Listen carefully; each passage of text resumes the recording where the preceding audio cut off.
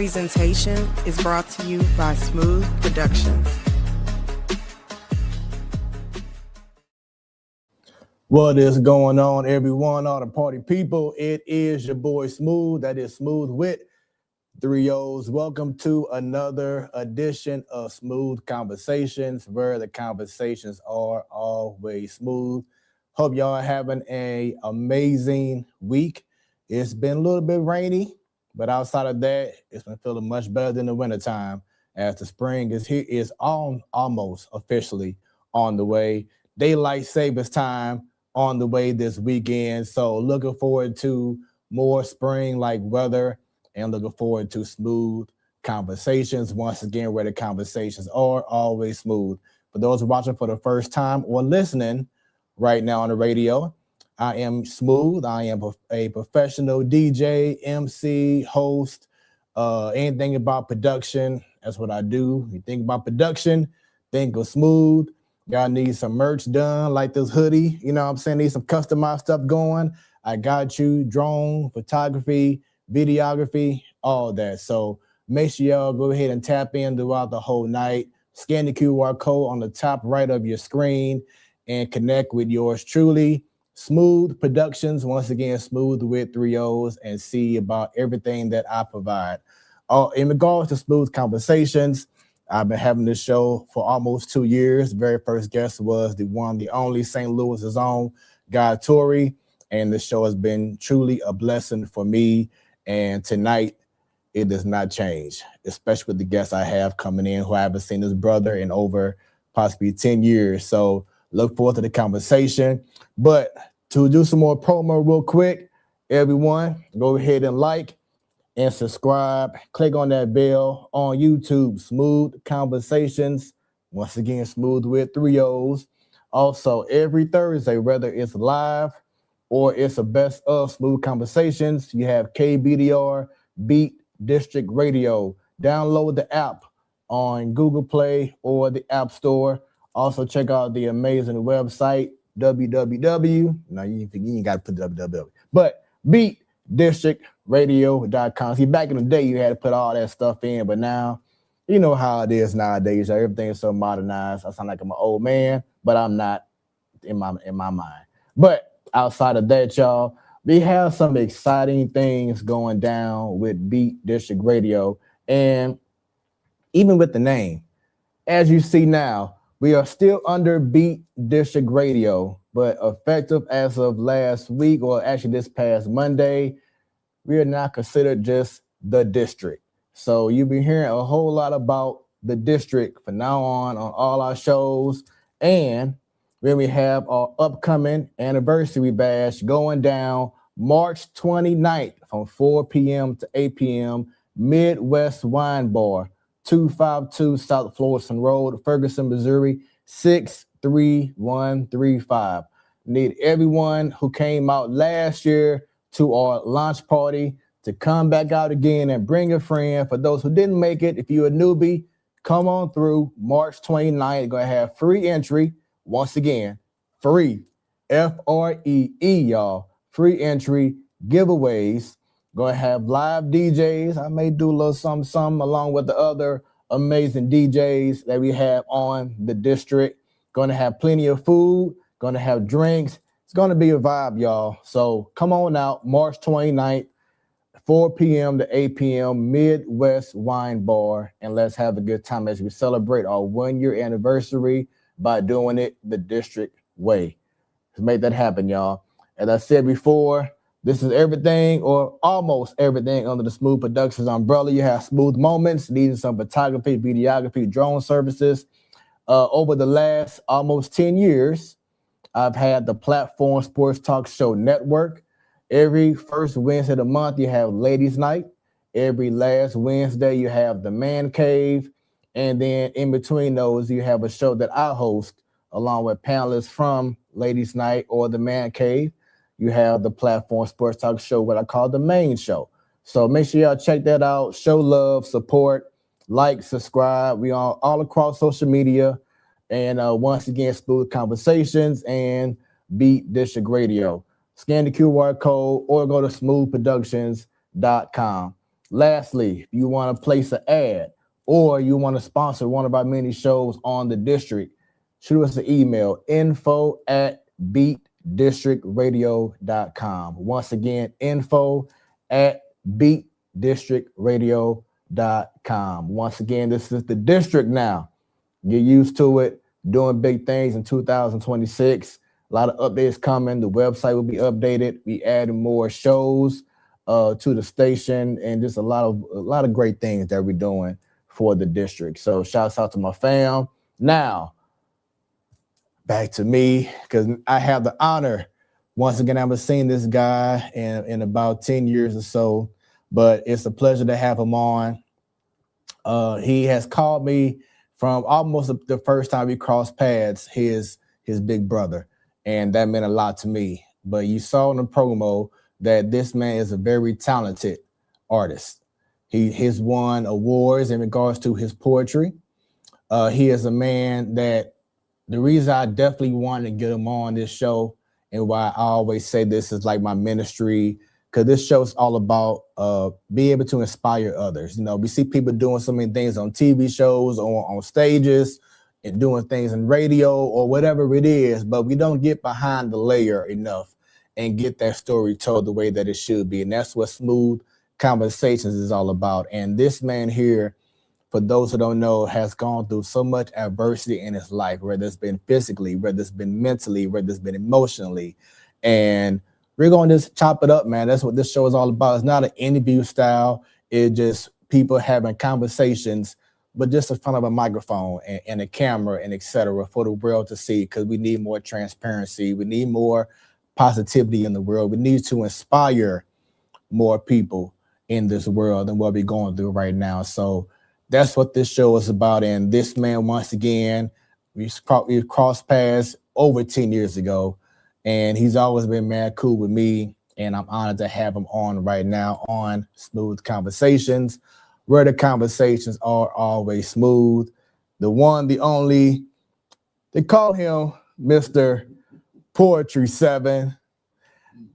Also, government name, Derrick Owens.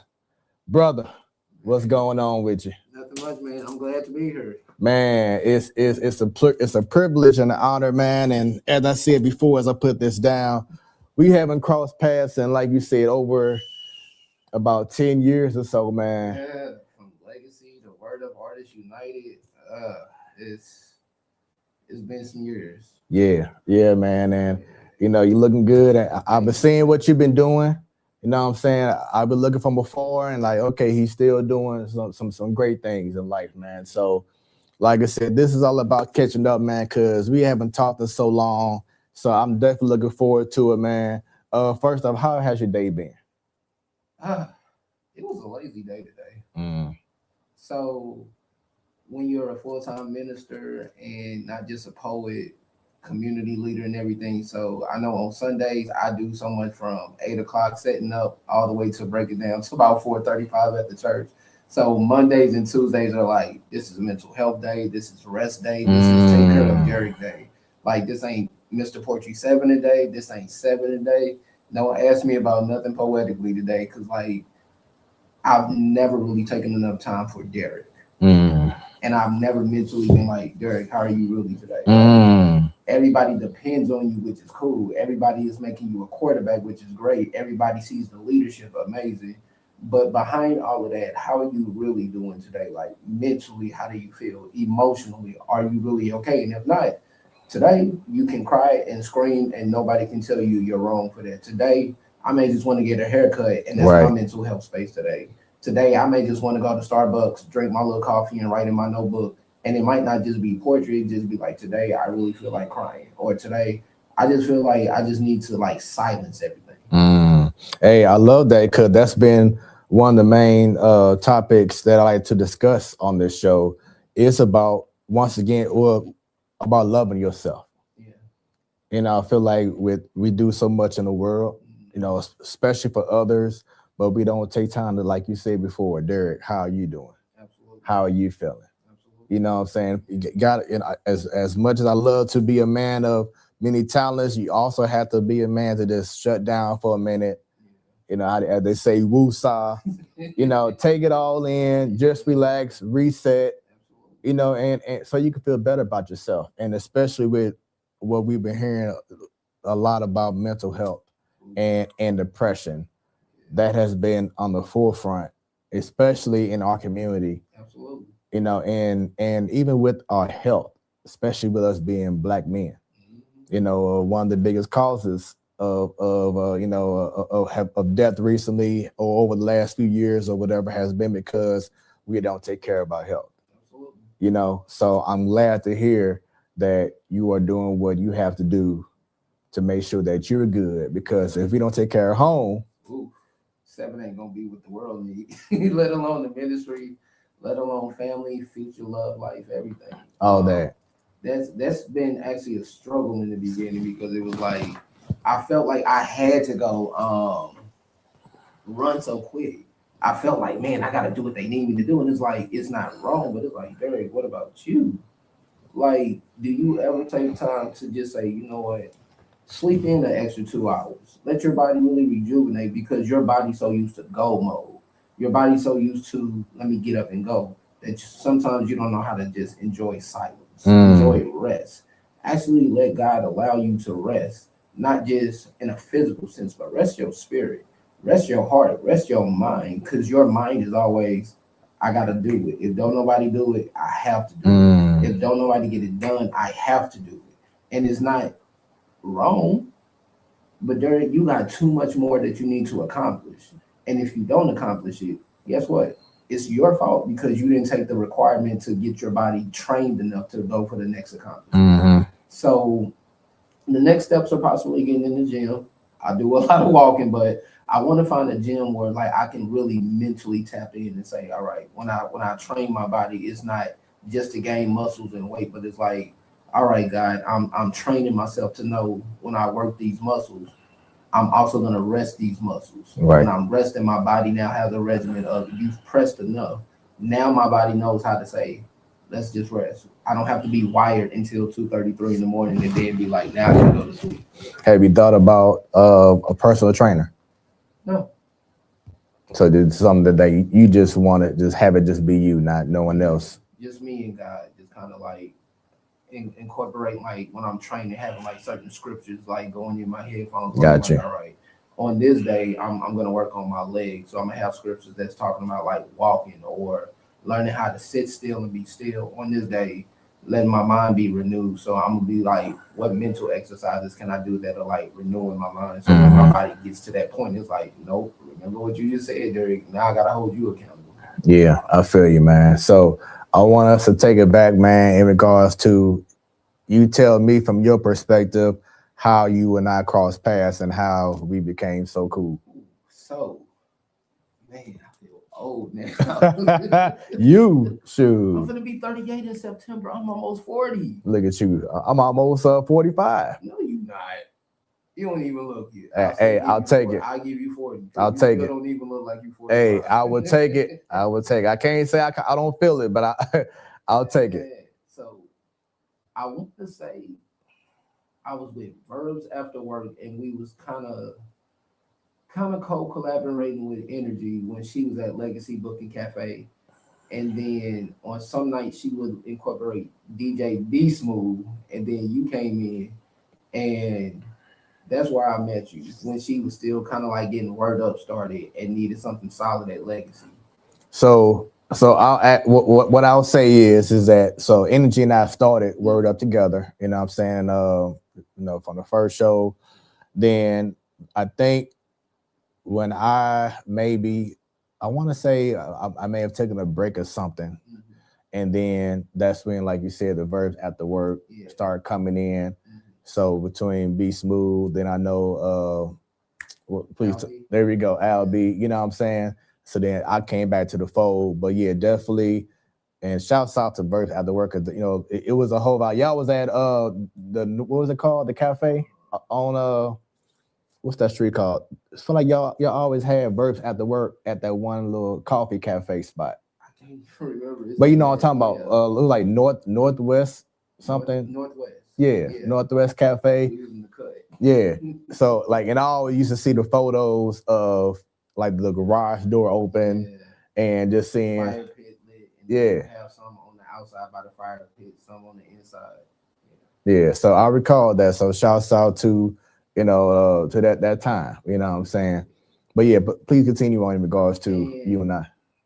From there, you just was like a big brother who would always give me advice, not just as an artist, but even as a big brother that would say, you got mad talent, but on some of these deliveries, it comes off like you're mad, or it comes off like, I won't say emotional, but like you're still kind of like in an anger state. Mm-hmm. And you always reminded me that I had a way of reaching the people is this really step back and look at when you're doing this, like, are you doing this for validation, or are you doing this because you want to really resound with somebody and let them know, like, hey, you don't have to like validate for nobody no more. Like, you don't have to prove who you are to nobody. Like, you always reminded me, like, those that feel you will follow you, and those who don't, it doesn't make you less than. It just means this ain't your crowd. Mm-hmm. And you have to be okay. Like, everybody has a crowd, and nobody is like in competition.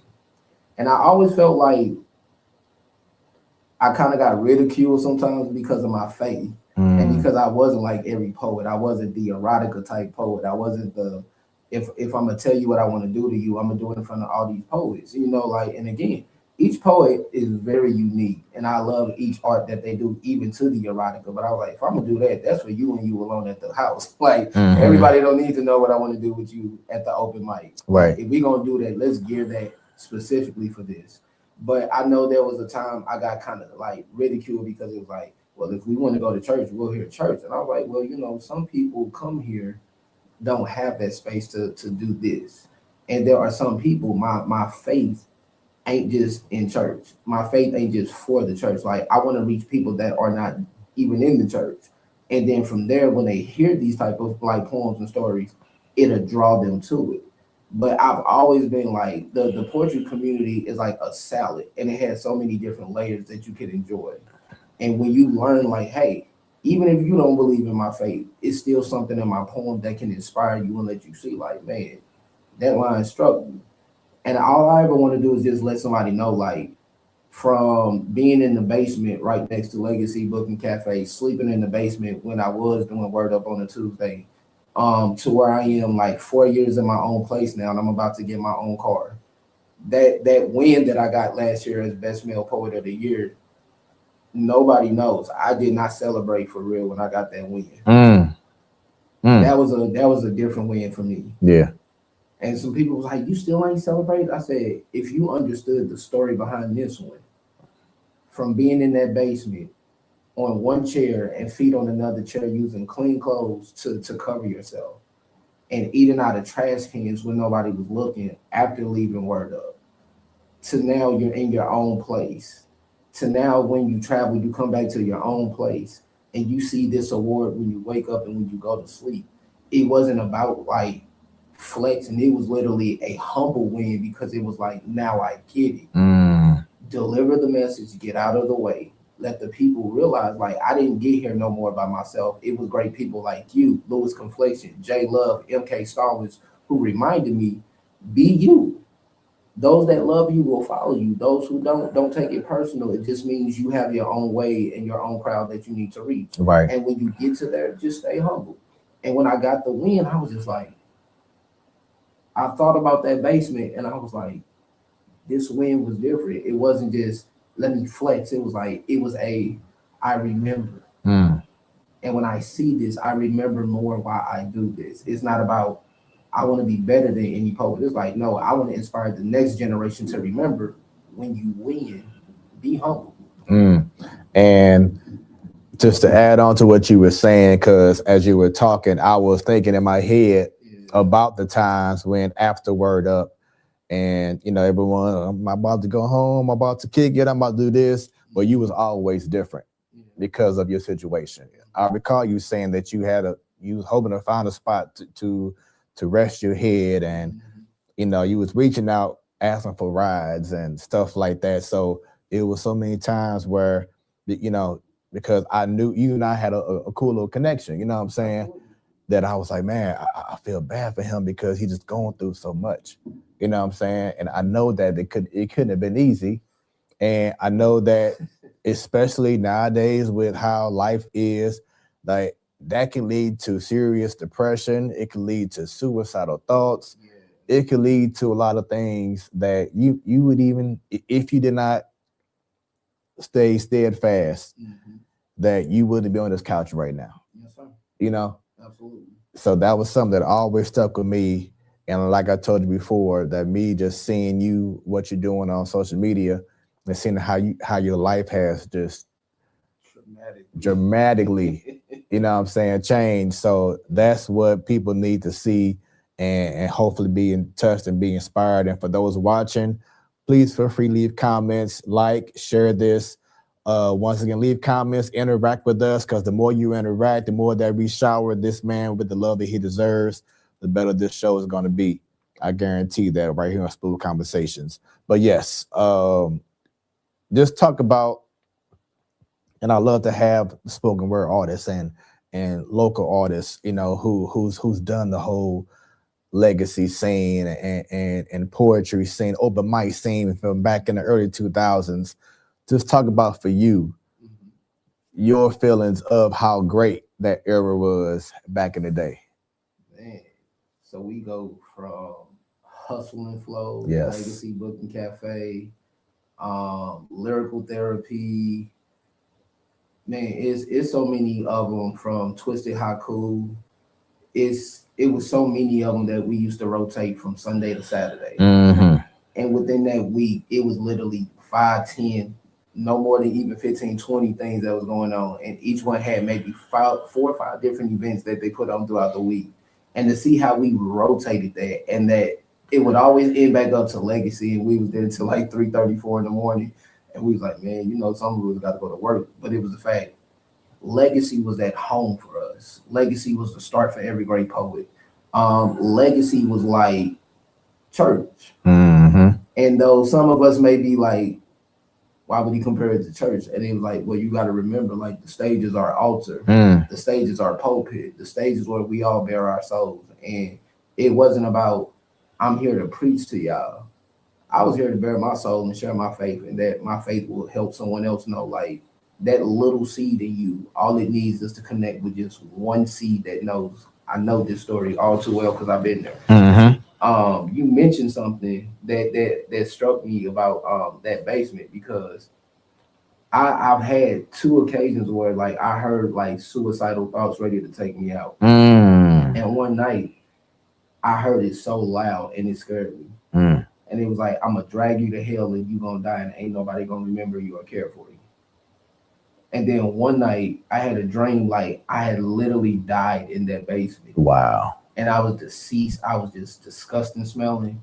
And Mr. Nix was like, what's that smell? Like, the aroma of death was that bad that it hit Legacy in the dream. And he came, and when he saw me, his heart broke, because it was like, God, why would you show me this in a dream?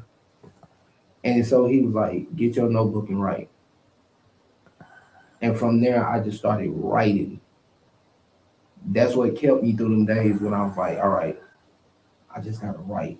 And then I just kept going to church. And then I was like, write. Then I just kept trying to have faith. And people like, you know, the favor of God is over you, and it's all right. You're going to make it. And you're bigger than St. Louis. Like, what's in you is greater than St. Louis. Just stay the course, stay faithful, and don't quit. And I kept asking God, why do they keep saying what's in me is bigger than St. Louis? Like, do they not know the story that I'm dealing with right now? Right. I'm not focused on what's bigger in me. I'm focused on mentally, I'm fighting to live. Emotionally, I feel like I want to lose it. I don't want to commit suicide. I don't want to fight depression. But these are all the things in one that I was dealing with. And to see, like, now where it's like, okay, if Hustle and Flow is going on, I'm there.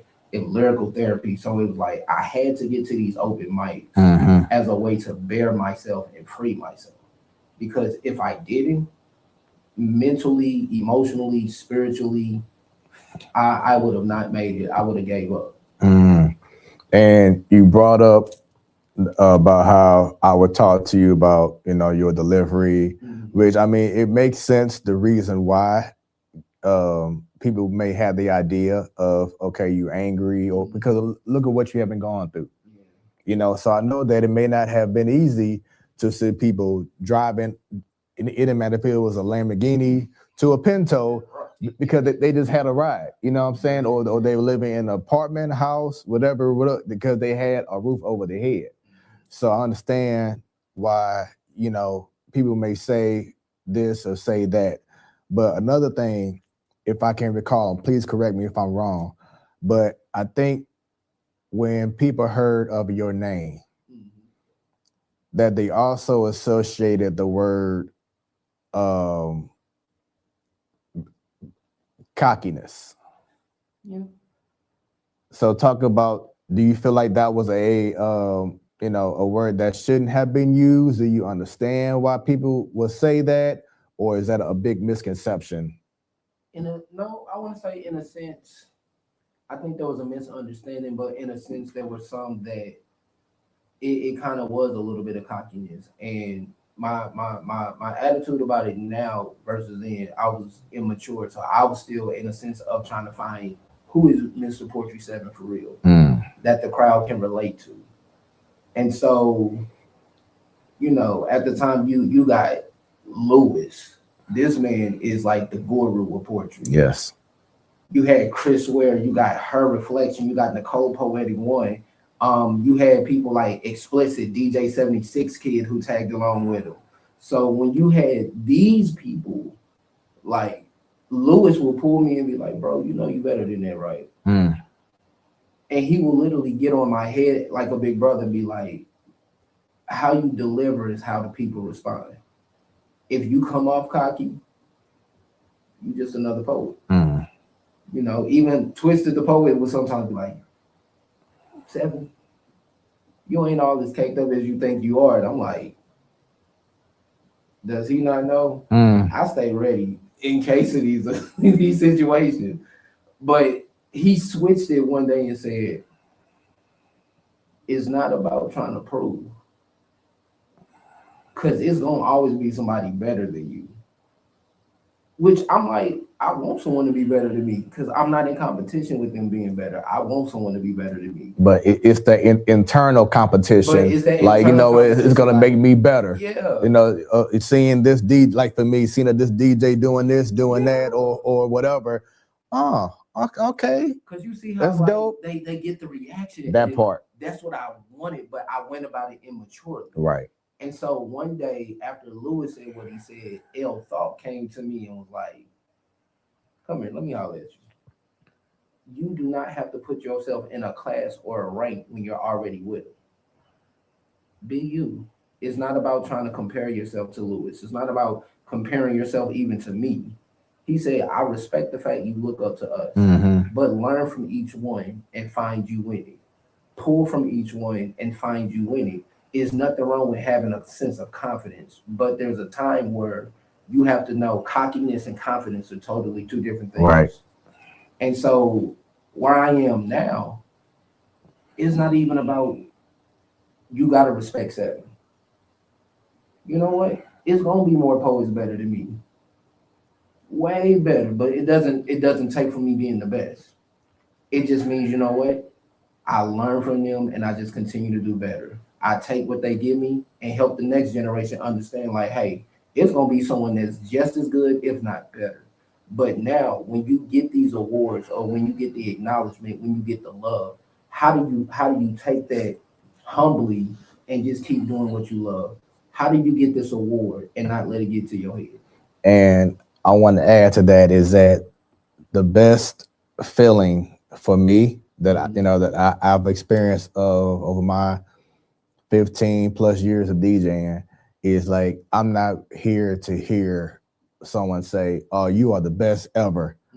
Because like you said, there's always going to be people better. You know what I'm saying? In whatever field that you're in. You may have gotten the best car at the time, but there's going to be another car coming. You know what I'm saying? That you know what I'm saying? But one of the best feelings that I have in regards to what I do is that it's not about someone telling me, oh, you were the best, man. You the best DJ in St. Louis or whatever. But now it's, I enjoy how you impact people. Absolutely. You know what I'm saying? So that's the feeling that we should all want to have, is that how are we impacting? So like I said, I don't have to hear I'm the best or whatever it is, but I like how you do your thing. Absolutely. I enjoy how Smooth DJs. Absolutely. You know what I'm saying? Yes, that's that feeling that we should all be wanting to experience. It's not about, oh, man, you the best ever, but no, it's how are you positively impacting people. Yes, sir.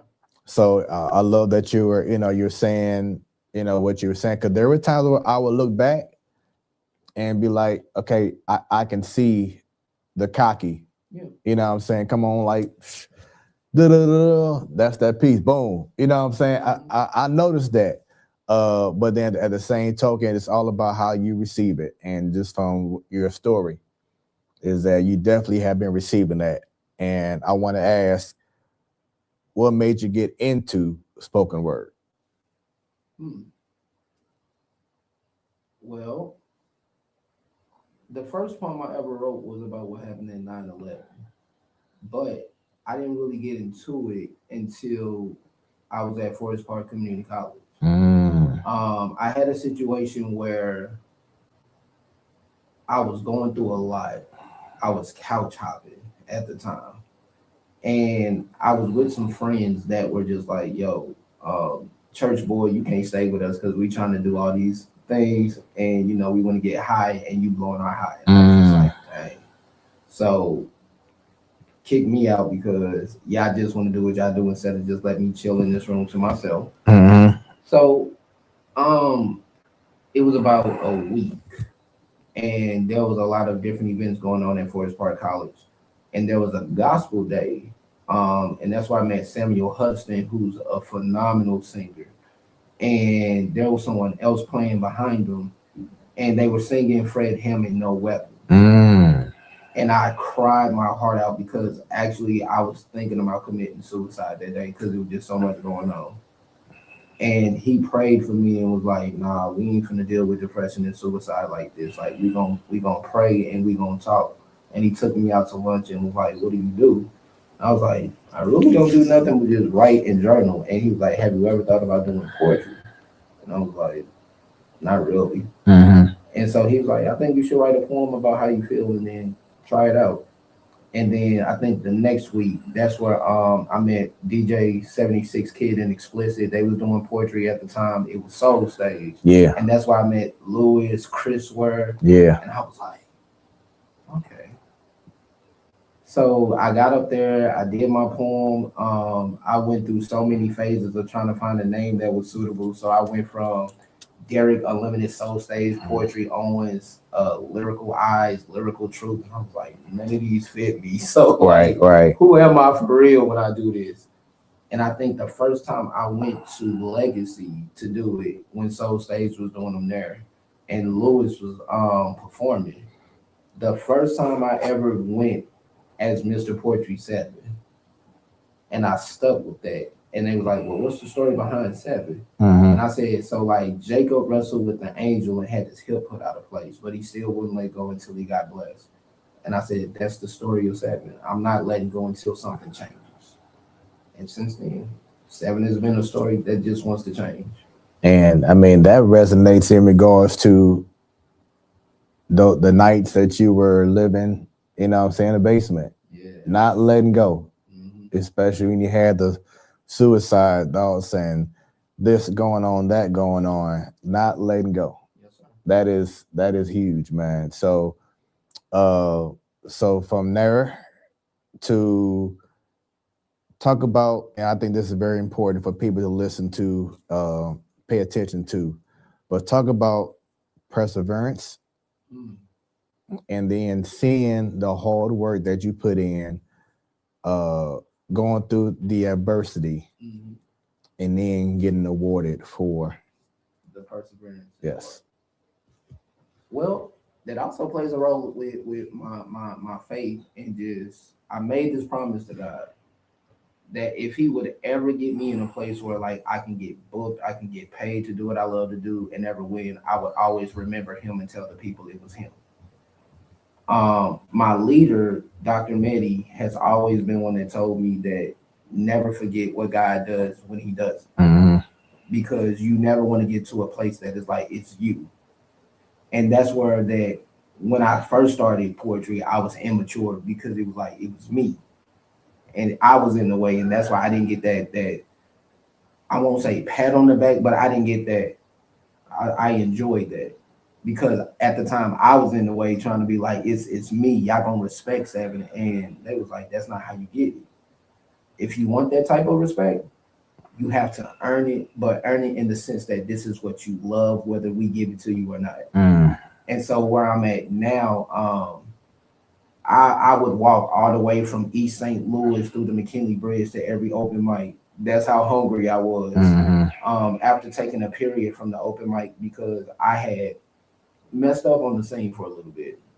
My attitude got into the way. I called out every open mic from Corey Black to Word Up, all these open mics, and I was like, you know, if y'all won't smoke, I got smoke, and I got the belt, and I got $1,000 for bragging rights. And some of the OGs had pulled me behind the scene and was like, that's not how you do it. Some of them like, well, we can make this happen. And so after seeing how I put myself in a bad situation where I had to kind of like step down, and I would somewhat go, but it was like if I felt like I was able to go and it wouldn't be no issue where I could just spit and then I was gone. And then from there, I was just focusing like doing poetry in the church. And so after a while, I was just like, I'm in the kingdom. So that's when the communities would reach out to me. I was getting like opportunities out of state. And then eventually I came back to an open mic in St. Louis, but it was a different feeling for me because now it was the reintroduction of Seven. It wasn't about, I'm here to come after anybody no more. It was just, I want to bare my soul and do what I love and then get out the way. And that's where the love started back. That's where features started coming back. That's the opportunities of, all right, let's see what Seven about. Let's give them the spotlight. And just to share the story now. So now it became, what's the story as a feature? What is it about Seven when people hear him? Now they're connected to the story. And then as I was just still like doing what I do in church, ministering, doing praise and worship, still doing poetry for different things, that's how more opportunities came to do stuff like in Chicago featuring for Hot Sauce Poetry, even being nominated in Chicago representing St. Louis. Blew my mind because I was like, they straight nominated me in Chicago. Yeah. But I'm representing St. Louis. Yeah. And so last year, I was literally, there was 2 award shows on Sunday at the same time. The We Shine Arts Together St. Louis and in Chicago. So I was like, well, I've already been to the one in St. Louis and I love it. But this was a red carpet event. And I said, I've never been to a red carpet event award show like this.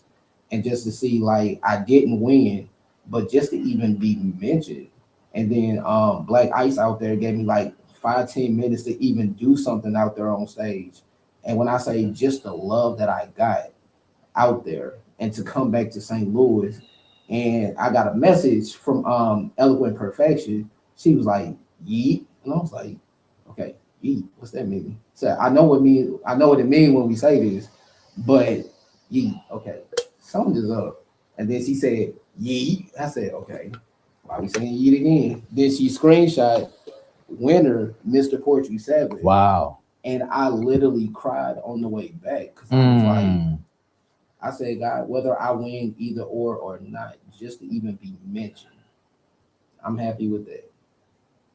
So I finally came to a place where it wasn't about, I gotta win. If my name is even mentioned, that's the win. Yeah.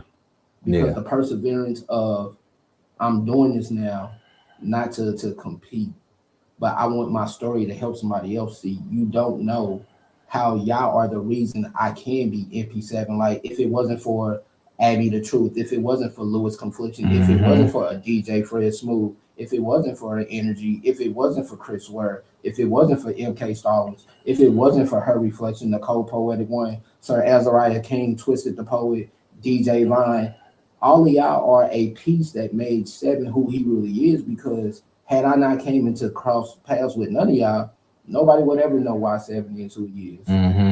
And so it wasn't just always the Seven, that poem was fire. No, Seven, you could do better on that one. So you mentioned earlier that you were in a mindset, a mentality of you want the smoke. Basically, you were seeing red. Yeah. It's amazing how God can humble us, first off. Oh, he did. Because I recall I was going through a time frame where I had a very nice, newer vehicle at the time. I'm thinking that, man, oh yeah, you can't tell me nothing. I'm looking good, feeling good, smelling good, feeling myself, the whole nine. You know what I'm saying? I was getting booked and busy, doing my thing, thinking I'm just all that. And then boom, had an accident, car accident, messed up, totaled the car, set back my life for a minute. I was like, whoa. And like ever since then, it's like you can't get higher than God. You know what I'm saying? So he finds different ways to humble us. Yes, sir. So I feel like I had that moment. But for you, while you were going through that in the red, wanting that smoke, what led to that? How was your mindset during that time before you was able to be humbled about that? What led to that? Yeah. My attitude and my ego at the time. I didn't I did not listen to some of the poets like 16 Bars, Shay Brown at the time, that were trying to help me, guide me in the sense like this whole poetry community thing is bigger than all of us together. And my attitude was like, no, I wanted respect. And I went about it the wrong way. I wanted that, no, Seven is it. And it was like, they literally 16 and Shay Brown was like, nah, bro, that ain't the way you do it. Because they've been in this longer than me. So they was like, we're trying to help you not make that mistake. And again, immaturity and not listening to those that's been here longer than me, because I wanted that right now validation. And I wanted that clap for me instead of just, no, pay attention to what they're really saying. Like, you're going to get it, but everybody has their season when they get it. And it wasn't my season at the time. Instead of just being humbled and listening, I got to that, no, I want it now. So that big dog Roman Reign energy came out like, no, they finna acknowledge me. And by having that attitude and mentality, that's where I messed up. That's where I had to literally step away from Birds After Work, and I was no longer the host. I was still the founder, but it was like I had to literally step down, and like I was not on the scene for a good little minute because of my attitude, my cockiness, and not listening to the wisdom of it's not wrong to want it, but it's the way that you want it. That's why it's wrong. It's nothing wrong with being told you're good, but when you let it get to your head, and when you get to that point where you're demanding it, you lost the love for it. So I had to learn to love it all over again and go to a place where like it was hard not to go to an open mic. When I seen so much going on that I wanted to be a part of, I was like, man, I can't even go, because now you got to really wonder like who's gonna be happy to see you, or you gonna have some of them like, here he goes. So now we got to wonder if he finna Kanye West on this mic, or if he finna be like this. So it was kind of like, okay, I'm gonna just go do stuff for the church. And then if there's an open mic I feel comfortable, I would go. But if not, I felt basically like I had to almost ask God, like, is it okay to go? Because now I've literally put myself in a place where I forgot the reason I did this in the first place. And so it was a whole process of remembering, why are you really doing this? Is it for them? Or do you now understand it's nothing wrong with being respected and loved and valued? But remember the reason why I even gave you this. It's beyond stage. It's beyond performing. It's beyond rewards. It's first, does it hit you when you write it? And then he took me back to, it wasn't just about you being a poet. This is a ministry in you. Because you're speaking to someone's situation and showing them that same power that's in you. You're giving them that same power to get up and change their situation. So you got to remember your reason why. So when I say it was hard to like write, and I got frustrated for a while because I was like, I can't even write like I used to. Yeah. So I had to literally just go through that humbling phase of, Derrick, it is people better than you. And it's not that you're not one of the best, but you got to remember every season, God got somebody else ready. So you never want to be in a season where he just has to cut you completely off until somebody else is ready to take what you're already supposed to do. Where it's gonna be a moment, I know, because I'm mentoring a couple of artists now.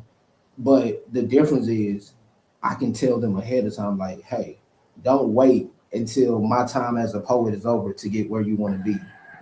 I can help you, but you got to do the work. Like Lewis told me one day, I can't do this for you. I can't want it as bad as you want it. Right. Like, you got to want this. I can help you, but when I help you, what are you going to do with it? And so now I just want the future artists, from like poets, singers, whoever, remember your reason why and actually love it. The validation will come from the right people at the right time. If it's meant, it's meant. If not, stay humble and enjoy it. Don't get to that, give it to me now, because that's when you get to that point, God gonna be like, all right, I'm sending something to warn you real quickly. Right. You better listen, because if not, I'm gonna put you in a phase where it's gonna be hard to get booked. It's gonna be hard to get people to consider you. It's gonna be hard for your name to be mentioned, because now you forgot I'm the reason your name is even mentioned. That's it. So now when people be like, well, how did you get on national level? I said, it was God and the people. So literally, if it wasn't for God, I wouldn't be a local and national poet now. If it wasn't for God, I wouldn't be able to tell folks like, hey, God is my literal reason I can do this. And I'm not ashamed to do it for him. Like he said it. If you're ashamed of me, I'm ashamed of you. But if you proclaim me, I will make sure your name is mentioned. So every day, my desire is, I want to be able to say, you know what, God, I finally got it. I finally got it to the point. Your name goes before my name, and when your name goes, my name is mentioned. And I'm in situations where like I can be asleep, and I wake up with my name mentioned in like 10, 15 conversations about poetry on Facebook, and I don't even have to do nothing no more. And I'm just humble because it's like, now it all makes sense. Right. Stay humble and he'll lift you up. If I lift me up, then I lose everything. But when I lift him up, I gain everything.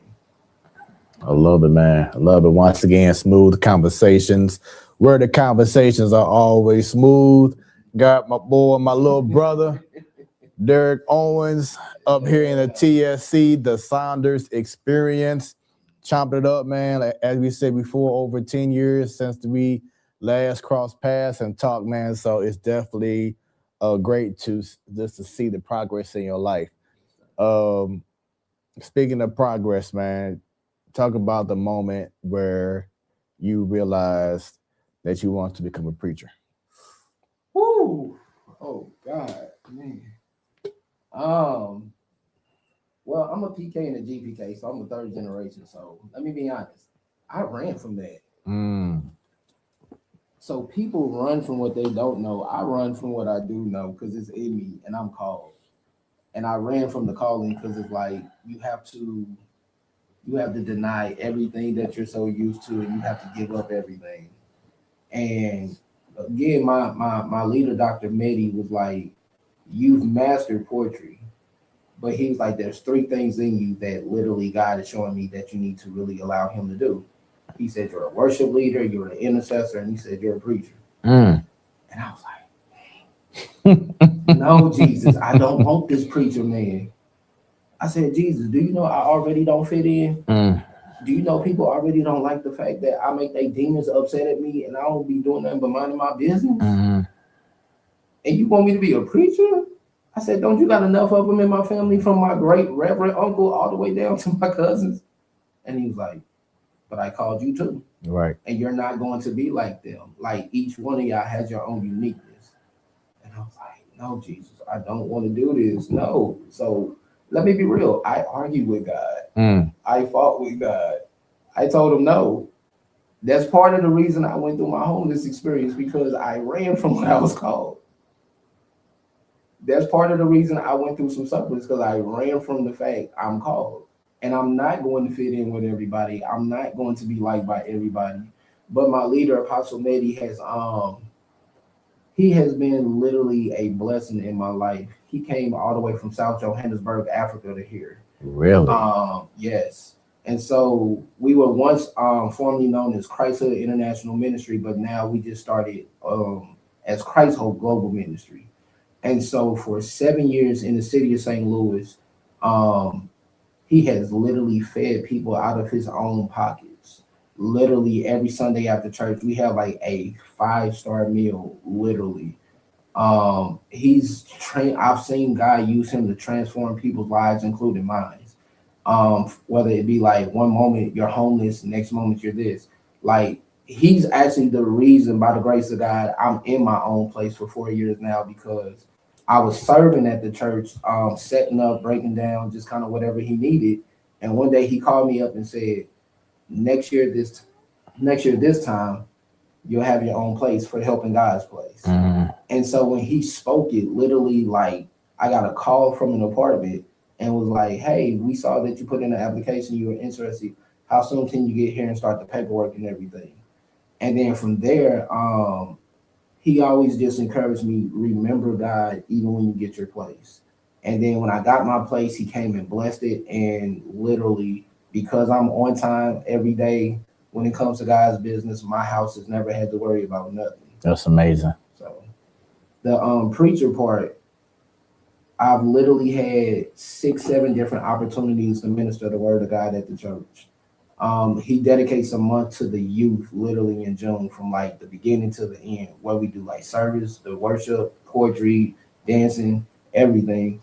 And he teaches in leadership classes like the kingdom fundamental principles, when it comes to like the jobs, when it comes to like communities, when it comes to politics. Like, how do we as men of God and women of God have a role into this, and how what we do has kingdom influence to take over the politics and be able to show folks like, you can still serve God and be a politician or a congressman or a congresswoman. It's just, do you keep God first in everything so that he can be able to help you lead and make the decisions that will better not just you in the place where you stay, but it'll better affect the world as well. So.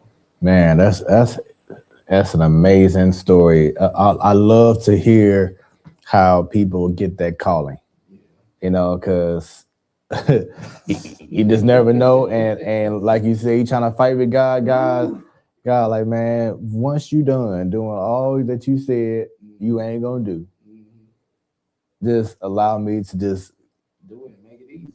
That's it. So now, you mentioned the name of church is Christ Hope Global Ministry. Christ Hope Global. Where can people find that church? So we are at 5959 Delmar Boulevard at the St. Louis Artwork, where Miss Sabrina and Miss Jackie, they do like computer coding, art technology. They have like rainbows that they actually paint on and like do events. They even host it for event space. So that's where I was originally doing some poetry for the community. And then that's how my leader found out about it. And that's where we have church at. So we were recently on Rosa not too long ago near the Christie. And so we moved over here. Yeah. And so we go to like Washington University, SLU University. We go throughout the loop and just try to witness the folks and let them know, like, you know, it's no color thing. Like, we are literally evenly matched for like elders and the youth. Like, we got people from Cameroon, we got people that are white, black, Asians, Chinese. So we are literally like national and international. So when I say the common thing we have all together is we love Jesus. He is very, when I say this, I'm trying not to break down because he has a heart for the youth. And so he literally wants to see the youth come back to life. He wants to see them use their gifts and talents. He's literally blessed so many with cars. He's literally helped so many get to a point where they're like billionaires. They're in politics and still serving God. They're able to like be congressmen and congresswomen and to see the change. And he's literally ordained over 200 pastors, and one of them was the president of Burundi when he was in Africa. And he ordained his mother and his wife as well. So he literally has over 200 pastors. He has a church in Ghana, a church in India, back home where he's from. So when I say he plants and he establishes, and so he also has a team where he doesn't just be like, it's about me, but it's like impact and impart. And then once I impact and impart, I send you out when you're ready. So he's literally like a man of like radical faith that makes no sense. I've seen people just bless him, and it's like he didn't even ask for nothing, but people's like, because of the favor that he has, that's just the type of blessings that just find them like that. So you brought up the youth, Yeah. which looks like that's a really close thing to you. Absolutely. What are your thoughts in regards to the youth nowadays? Because it seems like, and it's been a few years that we've been seeing the youth are more rebellious than ever. You know, we're seeing them on doing things like as if they're adults. You know, we're seeing them with guns. We're seeing them disrespecting teachers in school. You know, we're seeing them just lashing out. Just so much that's going on with our youth, in which some people may say that this current generation is in trouble.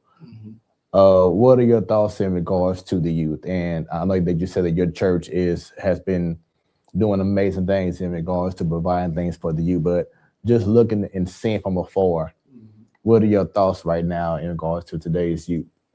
I would say for some, it's a cry for help. For some, it is rebellion, because there's multiple roles we have to still consider, like mental health for one. To see how fathers are not in the house to this day, to see that there are family traumas still being passed down that hasn't been broken. So it's a cycle of, if my daddy was this, then it passes on to the son, or if my mama was this, it passes on to the daughter. So there's not enough things for the youth that can actually be positive and help them get through these things in a healthier way. I recently just started a new position as one of the alumni board members of the Covenant House, Missouri, with the youth, because I went through that program.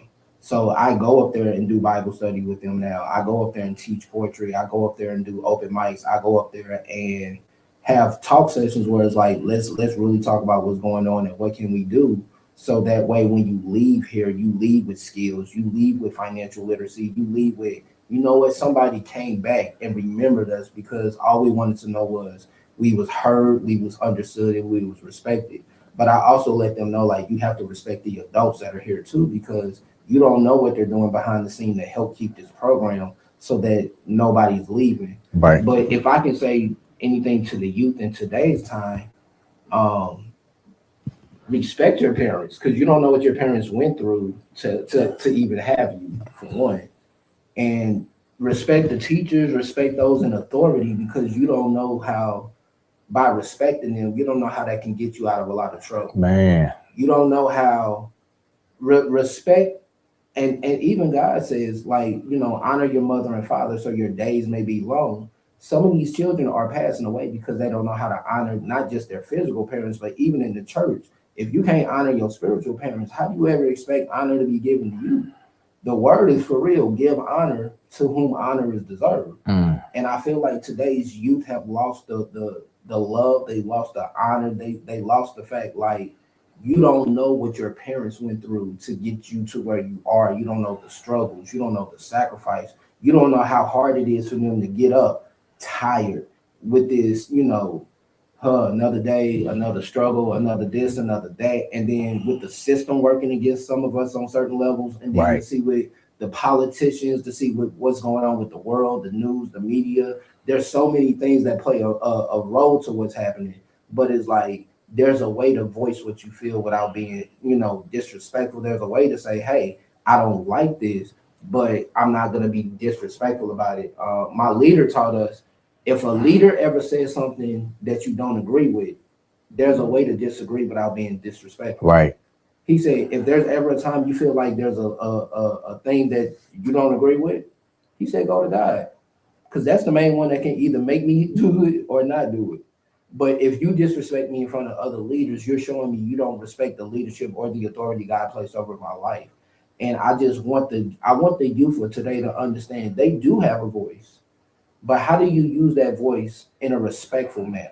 And even if you don't agree, how do you still show that you respect what they say so that you don't be in a position where your life is taken out? Because, again, all this, we walking around with guns, we walking around doing this. You're giving the enemy free course to take your life. Right. You're making it to where the atmosphere brings death even more than it has to be. Yep. Because just like you said, kids out here holding these guns and robbing people and whatever, the devil is just saying, oh yeah, I got him. I can't wait to see you soon right here in my, you know what I'm saying? And that is what people need to realize and hear more, is that the mindset that not even just the youth, but I mean all together, you know what I'm saying? Just having a certain mindset of wanting to kill, to steal, to make someone else's life a living hell. All you're doing is just making the devil look forward to seeing you very soon.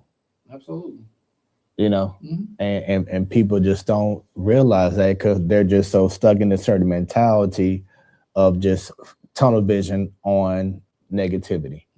And I think that's just been, even with leadership and in DC, you have this mindset of how I want to do this, how I want to run this, you know, or how I want to make this person look bad or look stupid or look dumb. You're not doing it with, like you said before, doing it with the passion, doing it with love. Absolutely. So, you know, that's definitely needed, man. Something that caught my attention as you have been talking about your journey. One thing that you haven't mentioned at this time is your family. Talk about that if you don't mind. Has there been, are there issues with your family? Are you getting any support? Have you been getting any support? What's been going on with that? Oh man, my family, my family is my biggest support. Good.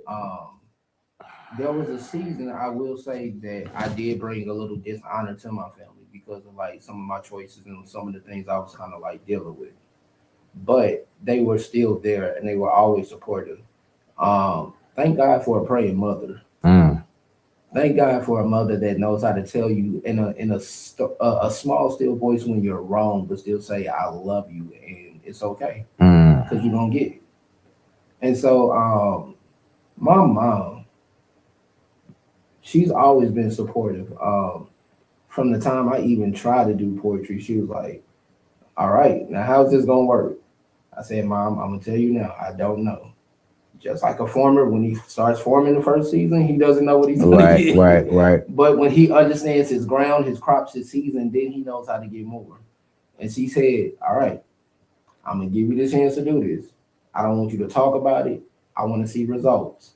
And I remember the first check I ever got from Poetry for Personal Power was like $200-300 for hosting the show. And I said, I brought some results. She said, okay, now keep it up and show me how serious you are. And I just want to say to my mom, to Deja, Jessica, Natasha, Kendra, to even her husband, D. Rice, thank y'all so much for being so supportive. Like, Mom, you really have no idea how you believing in me really kept me going, not just when I wanted to quit, but you were literally the voice that kept cheering me on when I was like ready to just say I'm done. And to this day, every nomination, they be like, all right, send me the link so, you know, I could go send it to my people. Send me this. And sometimes she'll even be like, you know, here's 20 if you just need something to eat, or like 30 here just because. And sometimes I'll be like, I didn't ask you for the 30. I just needed 10. But that little extra was God showing me, like, sometimes just gracefully say thank you, because you don't realize what I'm doing through your mom. And you don't realize, like, when you got a mom that's still living and breathing and supports you, that is a gift. Because I can recall there was a time, like, I literally had a situation where, again, Paisha Elaine, Shay Brown, and a few other poets, like 16, got on me about something I had put on Facebook when I was trying to get answers about a situation. And they was like, 7, that ain't how you talk to your mom, bro. Like, we gonna let you know for real, that ain't how you do that. Like, if you wanted answers, fine, but to blast and go on Facebook, that's not what you do. And to this day, when I say I will call my mom, tell her I love her, I will literally go to East St. Louis and spend time with her, because to see how she is the biggest reason outside of God I am not just Mr. Poetry 7, but she is the biggest reason I am Derrick Anthony Lamar Owens, and I'm successful. I'm able to say I got my own place. I'm able to say I'm finna get my car. I'm able to be at a place where I can take better care of me, because she had those conversations. It's like, you got to take care of Derrick, because at the end of the day, I'm not looking at Derrick that's little no more. I'm looking at Derrick who I raised. And if you said you wanted that respect as a man, then you have to remember you got to do what it takes to keep that respect as Derrick the man, because you're not that little boy no more. I love it. I love it. I love it. Once again, Smooth Conversations, where the conversations are always smooth. Just right now, you're listening to brothers just talking, man. No interview style, nothing like that. That's not how this show is, or what I want it to be. We just talking, man, and you know, sometimes when you say certain things, it just prompts me to. Well, let me ask about this and get your thoughts about that, man. But excuse me, I love it. But going back to the family and the support. So those times where you were living at, in the basement, was there anyone that was like, hey, no, come on, stay with me? Or there's some that because of a personal pride, you was like, no, let me go ahead and stay, let me go do this by myself kind of thing? I did stay with my mom. I did stay with my sisters. But then I had pride in my, again, I'm not saying this bad about the family, but as a Owens, we have a certain ego and pride about us that's not always good. And so there were times they did extend, and there were times I let my ego and pride get in the way. And there were times I didn't humble myself enough to just be like, you know what, Derrick, tuck your tail between your legs, do what you got to do, go by the rules until you can make your own rules. And it was a time where eventually, okay, Derrick, when you go back to your mom's house, you just gonna have to deal with it. Straightforward. And she got on me. She was like, Derrick, what are we doing? And I was just like, Derrick, keep your cool. And so eventually, that last conversation, I was working at Jesse B's Academy off of Lucas and Hunt. And I had became a certified teacher in preschools. And so I was staying with my mom at the time, and eventually still being faithful and serving in the church. And that's how the apartment comes into play. And then one night I tried to literally leave in a way like she wasn't about to know I was going to be go. And she just smirked at me and was like, oh, so you think I ain't get the phone call about you now finna move into your own place? She said, I'm mama. You should know I know everything. You should know. I was like, no. It don't matter how old we get. No matter how old we get. I was trying my best to be smooth in the way they was like, I'm finna go Mike Jackson. I'm gonna be a smooth criminal. Yeah. Exit, because when she was asleep, I was slowly packing and folding, and I'm like, all right, I'm gonna take so much out so that she don't know. And the whole time she knew, but she was preparing herself, and I was preparing myself. And it was just like, from there, to see how like I needed that. I needed those. Derrick, what are we doing? Derrick, get up. Derrick, it's time to go to work. Derrick, imagine how I feel when I got to get up early and I got to take care of nieces, nephews, and make sure they get to school, make sure they got breakfast, make sure they got this, make sure they got that. And then I still got to be to work on time at the comfort of my own leisure now. But I still got to go to work and make ends meet. And I still got to cook and clean and everything. Derrick, what are we doing? Yeah. And so eventually it became, I'm not barking or coming down. I'm holding you accountable. Because I want you to have your own, but while you're here, Derrick, what are we doing? And eventually, if you want to get to your own, get up and do it. Right. I'm not going to tell you what to do. I'm going to let you do what you need to do. But Derrick, you only got so long. It's funny that you brought that up, and you previously said in regards to, you brought up that example of like a farmer, going to the field and the person asking you like, I don't know what's gonna happen, but we're gonna find out. I'm gonna let God have his way.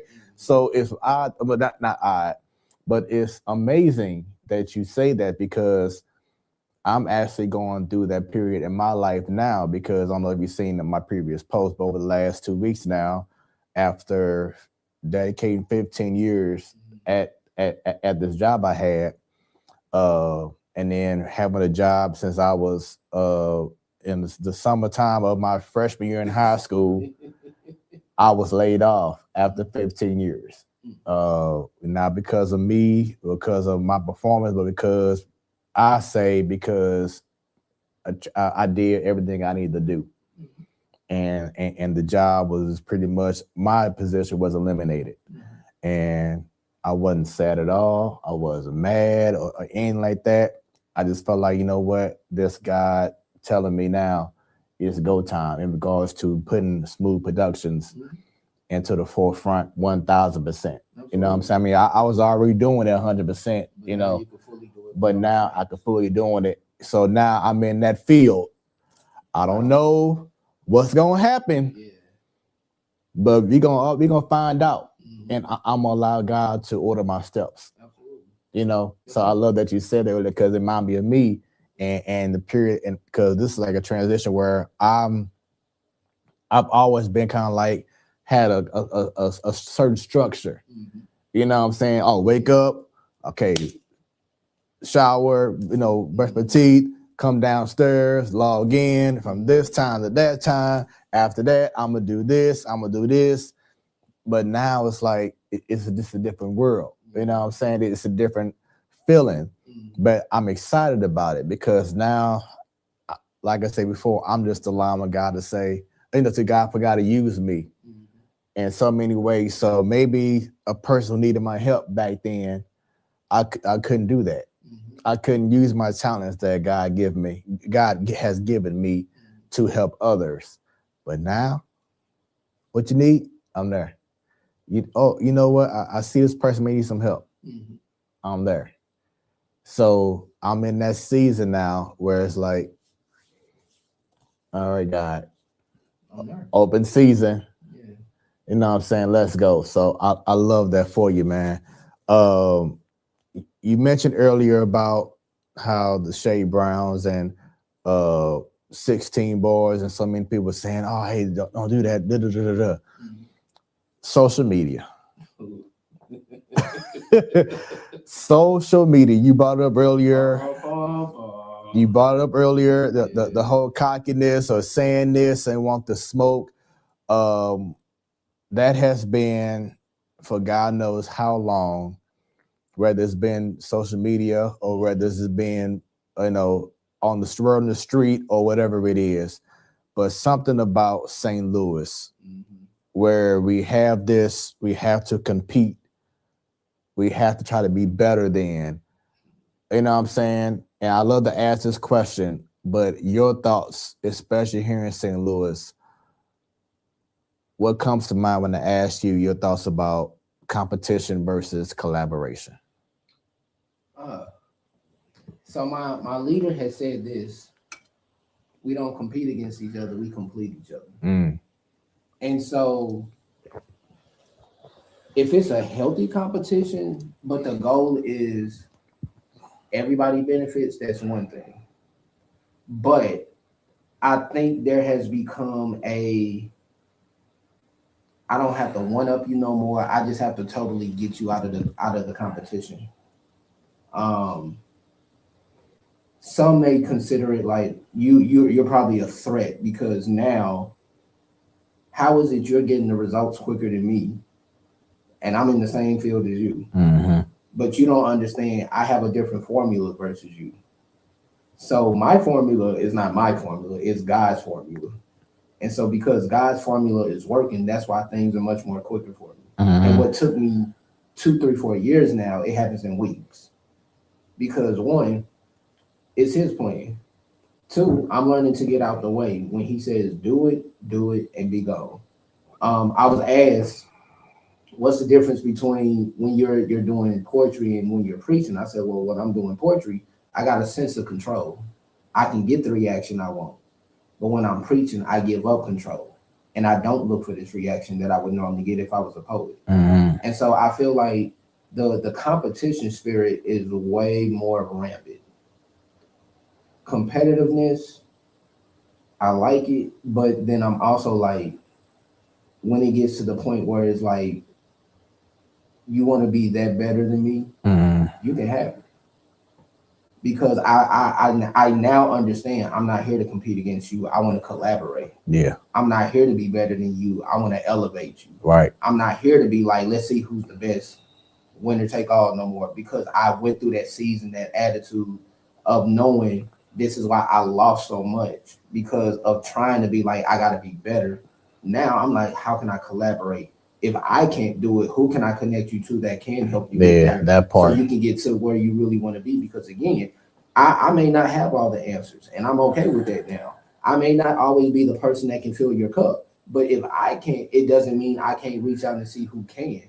And so I feel like St. Louis is so dope, and especially as poets, we are so phenomenally dope.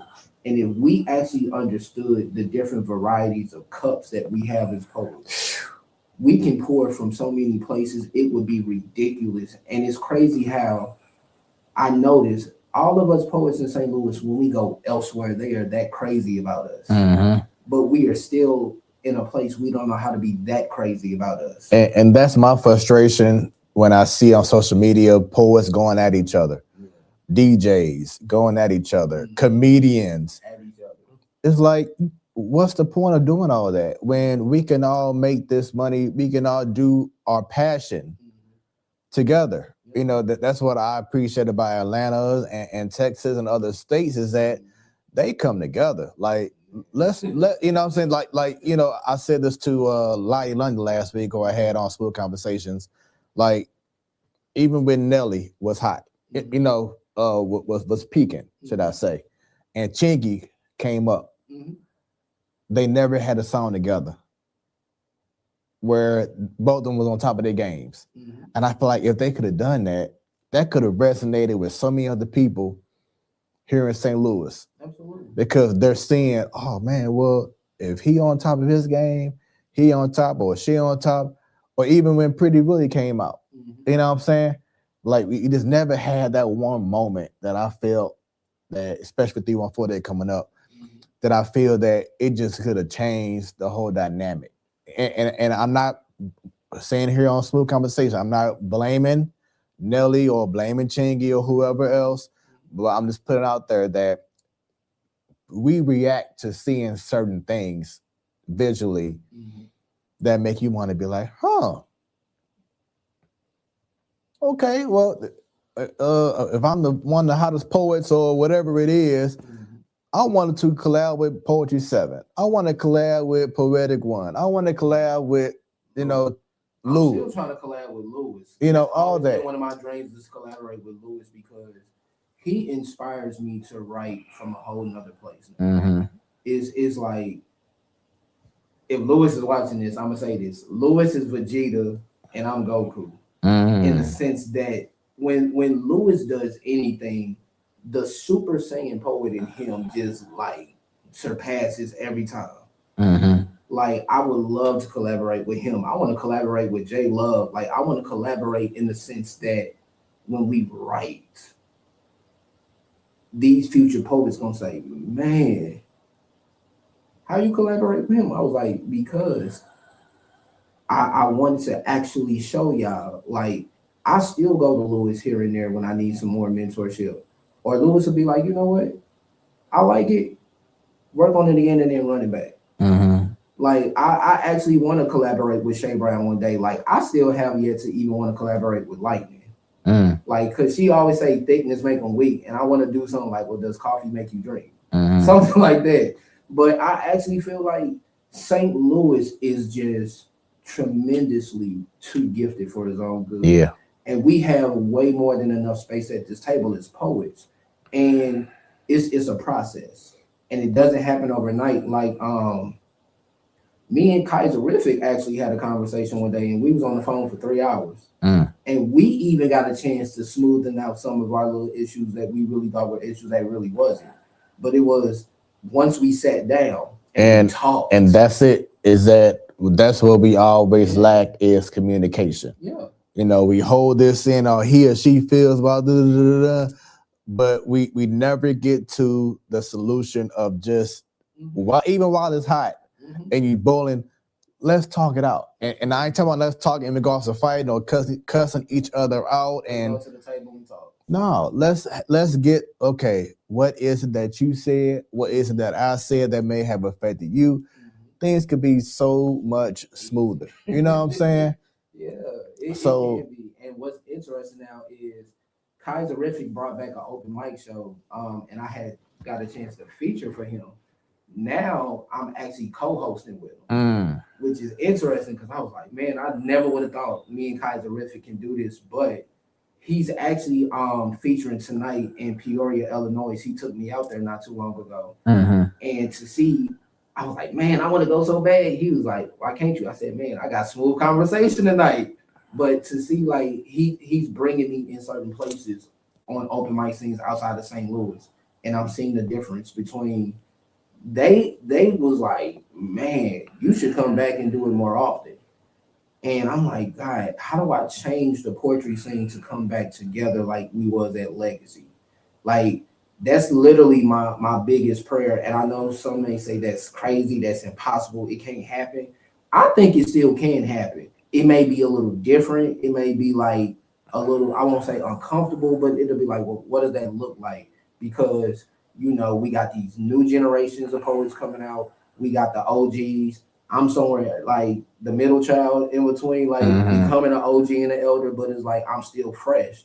And so I want to get us in a place where it's like, hey, all of us, the roots are here at Legacy.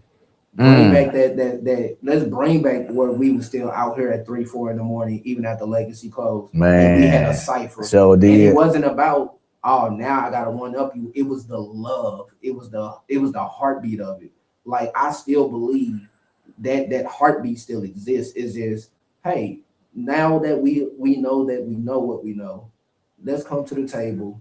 Let's actually talk like family. I'm actually working on an EP called Family Matters, and it's talking about like some of the times we was at Legacy and different things. Yeah. And it's like, yeah, we got our differences. Yeah, we may not like what we do here and there. Yeah, we got our times we're upset, but it's like, y'all still family. So let's come back like we was when we was here.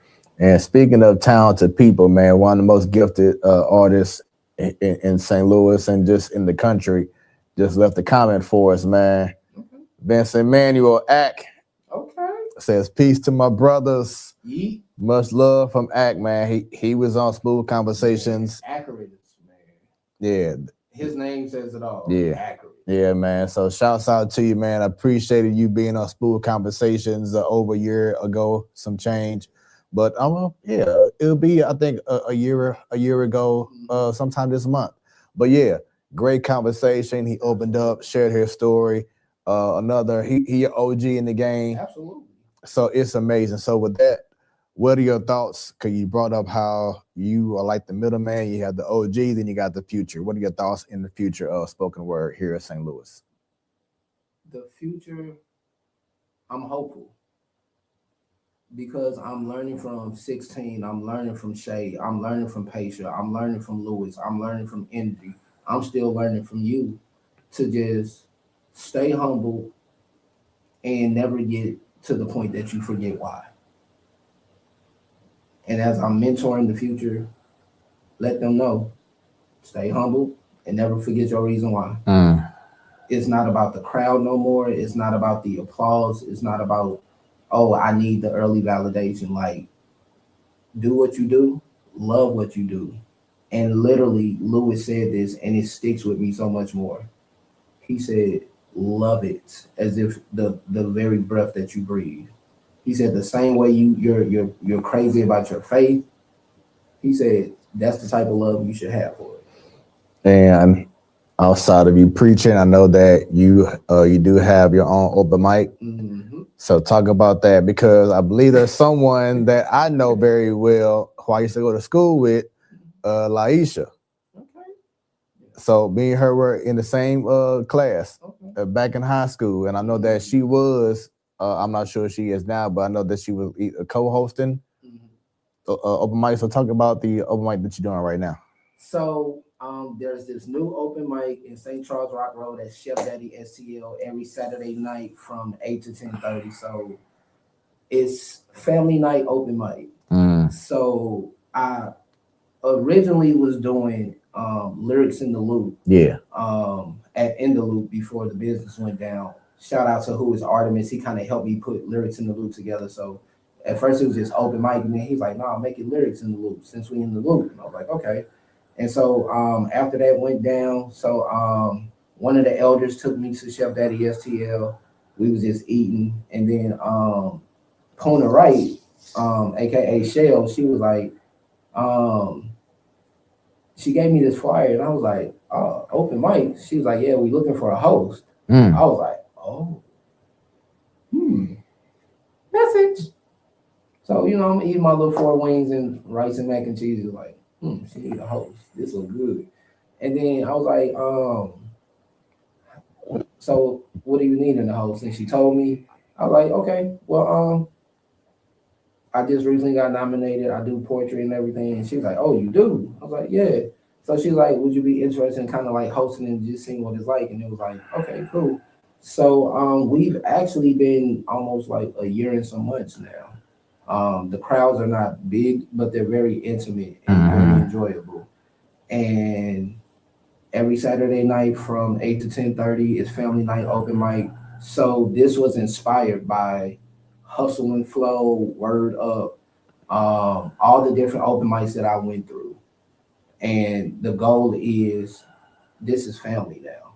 So when you come to family night open mic, it doesn't matter whether you're new, whether you're OG, whether you haven't been in a while and you got to dust the pages off. Like, I wanted to make it where this is our house. This is our home. And so if I haven't seen you in a while, I'm gonna bring you in. If I know you're a new up and coming artist, it's like, won't you come and meet the family? But also understand, like, the family that I'm introducing you to, respect what they do, because they are the reason I'm here doing what I love to do. And I want you to understand, like, it doesn't mean you can't reach where they are. It just means, hey, we're gonna do it as a family this time, and we're gonna do it together. Do you feel that St. Louis can ever get back, or in any shape, way, or form, get to what we used to do back in early 2000s? Absolutely. In regards to packing out open mics and really having that really be, absolutely, a scene. Yeah. I've seen it done, from Hustle and Flow to Lyrical Therapy. Who is Artemis doing pin up or shut up, like open mics or spoken word battles. I've seen the house packed. Like, even ironically, when I would go to Word Up, now that they're at the Java Bar, and to see how packed it is. So it's more than doable. It's more than possible. Again, it's just collaborations. It's egos being placed aside, knowing, okay, you got a following, I got a following. So on one day, let's make it where both come together and make it a jamboree.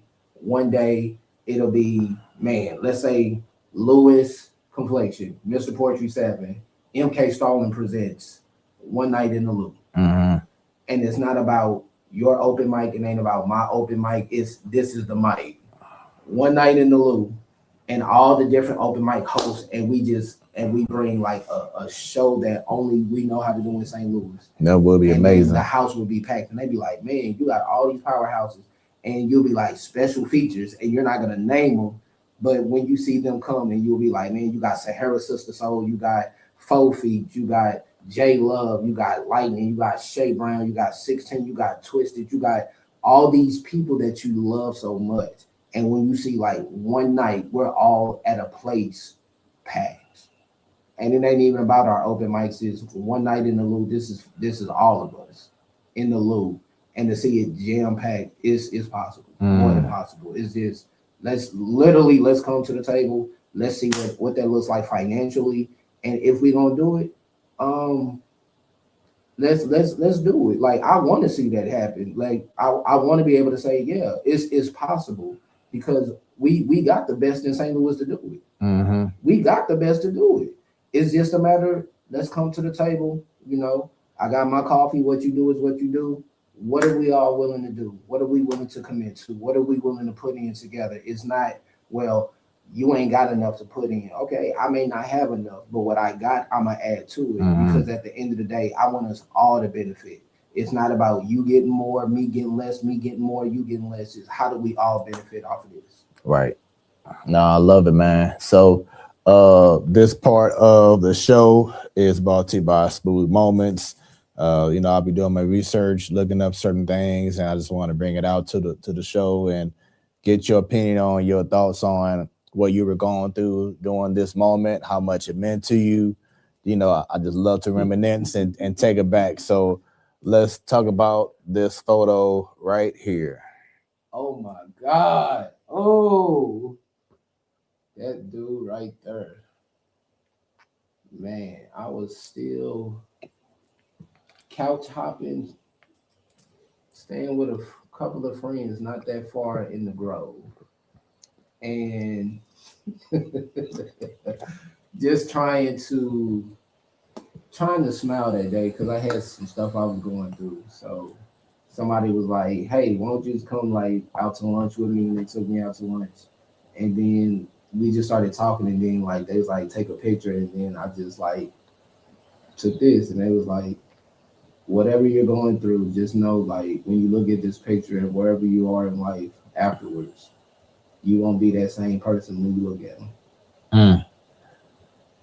Yeah, that's a photo you need to have in your house on the wall, you know, as a reminder, like, you know what I'm saying? Look at me now. How would you describe, just looking back at it now, your childhood? Man, I always had a good childhood. There were some challenges. There were some different things I was faced, but just to see this then and now, the growth, the change, more confident in who I am in a humbling sense, and a lot, and I'm at much more peace and happier with who I am now than who that person was then. Mm-hmm.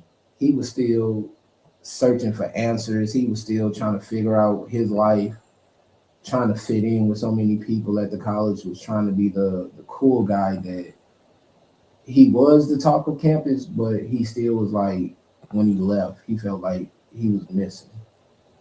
What high school did you go to? Cleveland NJROTC. Okay. Yeah, I did see a few posts. Okay. Yeah. So you went there. I mean, how was that experience? So waking up early, going to a military school. I could not stand this school, to be honest. But it taught discipline. Yeah. We would have to get up in our platoons, do our little hand salutes, hold the flag. At the time, I didn't have no rank. I was like, look, I don't even care. I hate this uniform. Mm-hmm. So like you had to have the crease in it. You had to have the shirt tucked in with the belt. Had to brass it up and shine it. Yeah. I didn't know nothing about patent leather shoes until like junior, senior year, because the shoes we had, you had to use like the little black stuff to shine. Right. Oh yeah. And then eventually, I think sophomore year, I started like getting rank, and I went from petty officer to chief petty officer, master chief petty officer, until like I actually became cadet ensign. I was on the color guard, so I would bear the flag. I even was a rifleman on color guard for 2 of the passing reviews. And then I actually did gain authority, and I was a master at Owens. So it's crazy how a school that you couldn't stand disciplined me and taught me, not just from a military stance, but just in life. You have to be disciplined. And that's just, I mean, you have pretty much provided a lot of testimonies in regards to, once again, preservation. Yes, sir. You know what I'm saying? Doing things that you didn't expect, didn't want to do, but you stayed the course. Yeah. So that's truly amazing. Let's talk about this photo right here.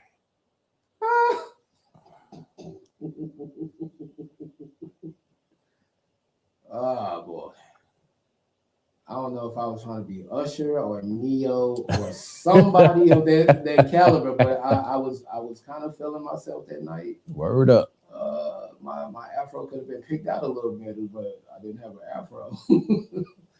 But yeah, I was in my little Neo phase, trying to be a superstar. And as a performer, I love to ask this question to artists, excuse me. Mm-hmm. But when you have that microphone in your hand and you have the attention, mm-hmm.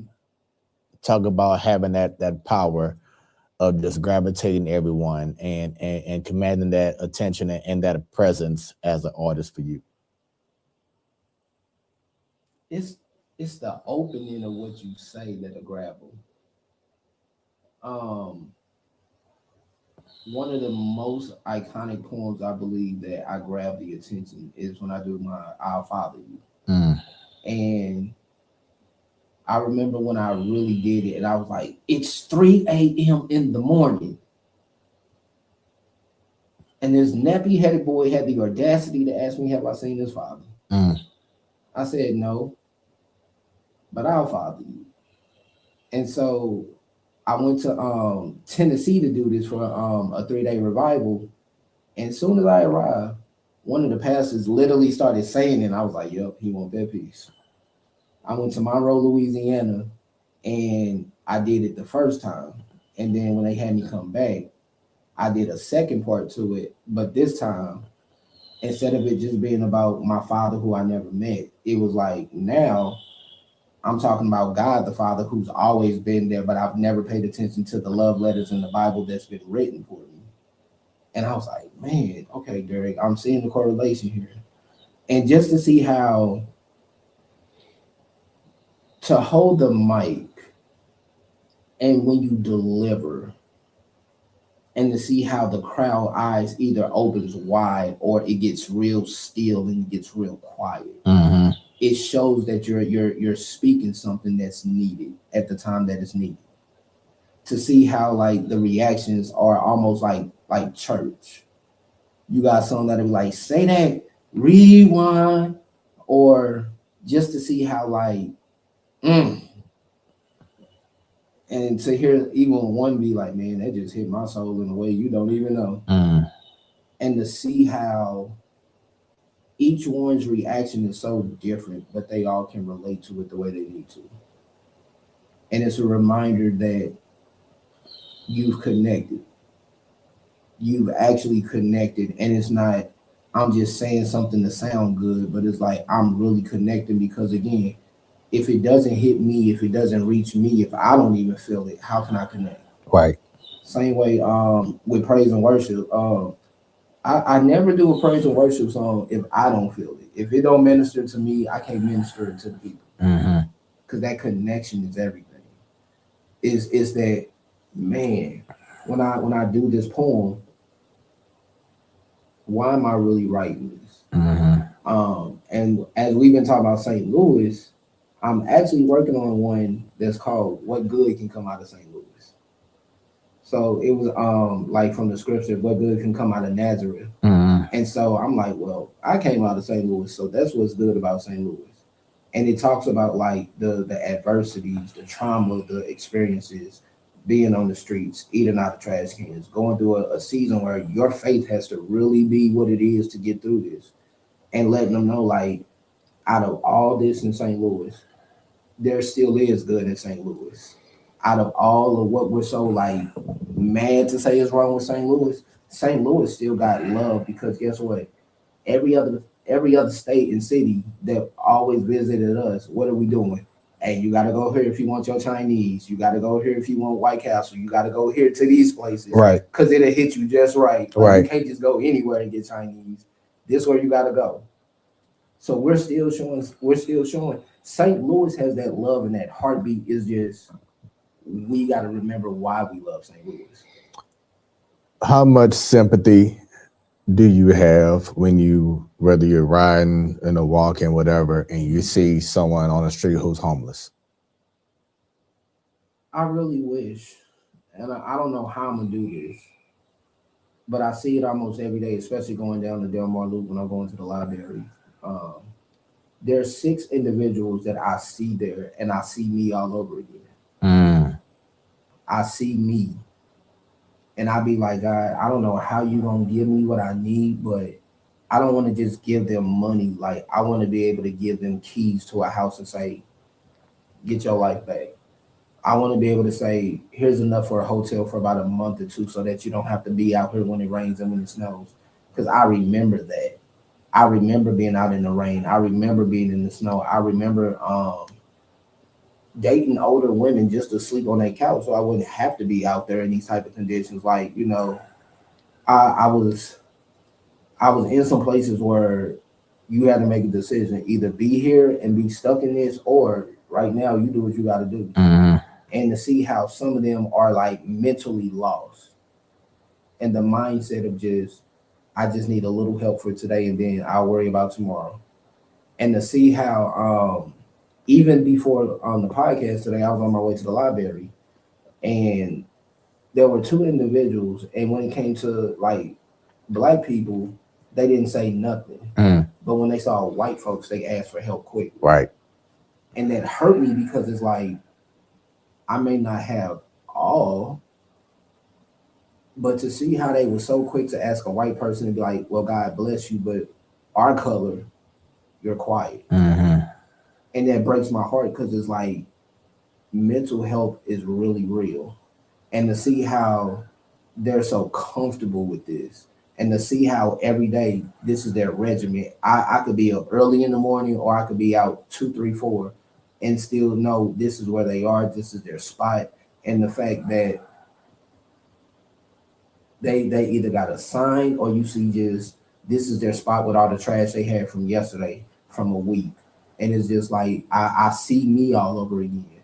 And it makes me more grateful that I have what I have, because I remember that was me begging, that was me asking, that was me like I just needed help. I just needed someone to be able to look past the, I know I stink, I know I don't look so appealing, I know I got this odor that probably is like, oh my God, I don't even know if I really want to bless you. But the fact, if someone has a heart to look past that and say, love will look past and help you until you're fully restored. And so I just want to, I don't know how, but I want God to make me that next level of love that says I'm looking past what people look at, so I can see restoration happen from the moment that I impart to you.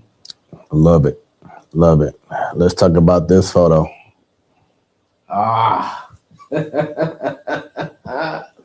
Verbs after work. Daniela Monet, Class Photography, B Smooth, Keisha, and Al B. Man. What a time, huh? That was a time, and that was a birthday celebration for me, actually. Literally, that's still the squad to this day. So all y'all still close? Not all. Oh, okay. B Smooth, I think he got married and he's doing stuff. Plaid, she had somebody special in her life. Al and Daniela are together. The only one I really talk to is Keisha and Al, because me and Al work with Kaiserific. But I check on Keisha. Ironically, she rolls on the block and passed me and be like, Derrick, I just saw you on the block. What you doing? Going home. But yeah, that night was a birthday celebration, and the crown on my head was just, it was a king moment, but it was just to celebrate life with them and just to enjoy the night of life, poetry, and just another year of people I really had close to my heart. Love it. Talk about this photo and your love, like myself, for wrestling. Yes. So I got in trouble with some poets because you come in like I'm the champ. The champ is here. I know, right? That was part of the reason I got in trouble with the poetry community at the time because of that ego, that cockiness, and then when I had the belt, that definitely didn't make it no better. They was like, this nigga, we gonna have to check him. But I want to say to the poets, I do apologize for that part of my life. I really do. The belt for me was always a reminder to be a champion no matter what you go through. And that champions have to not only defend, but they have to retain to stay champion. And there were some seasons in life I had to walk with it to remind myself that I was a champion. I overcame mental health. I overcame being homeless. I overcame just so much, even with not having a dad in my life. So like the belt was my reminder, like if you want to stay champion, you're gonna have to keep fighting. But at the time I didn't know how to fight the way that I fight now. I just knew I was gonna fight until I kept it. And so there were some days some people got it, and then there were some days that were like, well, why do you need a belt if you're the champ? And I was like, I don't think y'all get the story behind the belt. The belt is not to be like, oh, you can't be a champion. I'm just like, this is my motivation. This is my reminder right now that I'm a champ. And I have to be champion and remain champion. And so now, whenever I go and do anything, I've kind of now taken on Jay Uso. So now I'm kind of like main event 7. So I'd be like, I have the crowd do like the yeet. I even have church doing it on you day. I'm like, what's up, you? I'd be like, yeet. They'd be like, I'd be like, 4 letters, 1 word, praise God, yeet. Hey. Like, you silly. So my brother in Christ, Pierre Lott. So me and him have actually became Jimmy and Jay when it comes to his open mic. So he's Jimmy, I'm Jay, and so we be like, we gonna praise the Lord, lockdown. We gonna do bless the mic, lockdown. We gonna let them know who God is, lockdown. And he'd be like, Oos. I'd be like, what's up, Oos? He'd be like, you feel it? I'd be like, yeah, 5-2, what's up? He'd be like, all gas, no praise. I love it. We just be having it, and I'd be like, man, I'm finna get a devil of Samoan spike to his neck like Solo Sokoa. And so we literally just like wake up in the morning. What's up, Oos? Acknowledge me. There you go. Anytime the devil try to show up, whoop that trick. Whoop that trick. And then we always do the Jacob 5-2 days when we get our blessing. We like, yeah. They be like, Derrick, are you serious? I be like, yeah, I'm serious. I'm still a big wrestling fan. I love it. I am too. I woke up one Sunday and I was like, we gonna praise the Lord today? What? You said you're gonna give the Lord some praise today? What? Who? I had 1 Hail Mary. What? 2 Hail Marys. What? 3 Hail Marys. Yeah. Like, Derrick, who are you? I said, I'm Stone Cold Steve Austin. What? Yee? And they was like, Derrick, you doing too much. I'm like, you don't understand, wrestling is so for real. Yeah. It's like literally every morning, Jay Uso is just me. Uso is my main event wake up song. That's actually what I listen to sometimes when I'm having a tough day, and I be like, "Let's go, Oos! Let's go, Oos!" And so it's like it's my pep talk, and it's like, Oos, you done been through way worse, Oos. Come on, you didn't see how God brought you out, Oos. Come on, Oos, what you doing?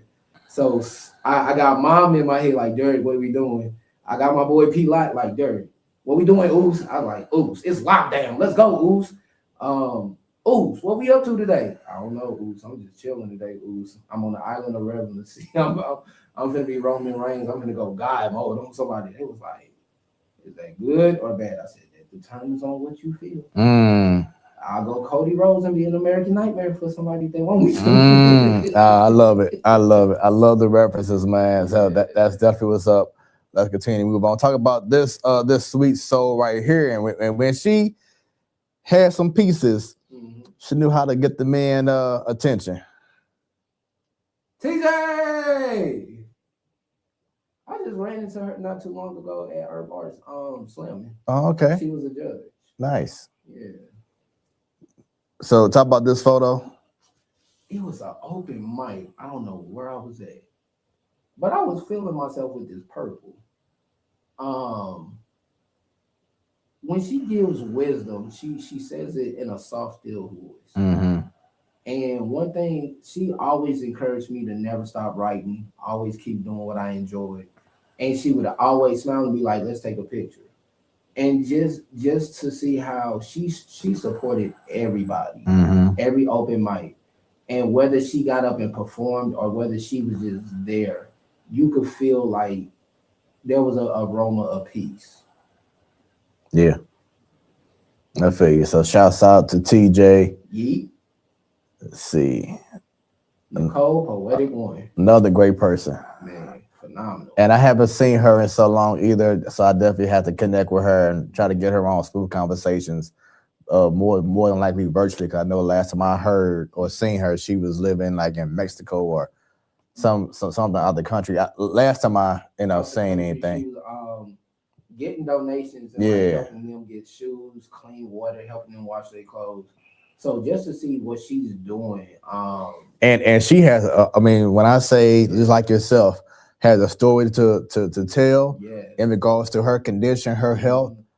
I mean, it was moments that she had, posts going live with just videos of what she was going through with her condition. And I was like, I can't believe that's the same person. And what happened to her. But I mean, hopefully she's doing well, and definitely got to connect with her, in the future, man, and get her on Smoooth Conversations. But yeah, man, another amazing spoken word artist, commanded the stage. She had a little style, she be it like anytime you saw that left hand, and you knew it was about to get real. You knew she was in the zone. I'm trying to think. She was part of a group. What was it called? Oh my gosh. It was, Tag Poetry. There we go. That's it. Tag Poetry. Tag Poetry. Yep. Man, what a time. Yeah. What a time. Let's go about this photo here. Oh my goodness. I was at Grace Fellowship on 4270 Apollon and Carter. And I had ministered through poetry, and the bishop of that church, Bishop Holly, let me wear his robe to minister in. And the poem I did was called The Prodigal Son. And the picture was basically representing God putting a different coat of colors on you. And how sometimes the Father will see you from afar off, and the Father will run to you before you even notice it.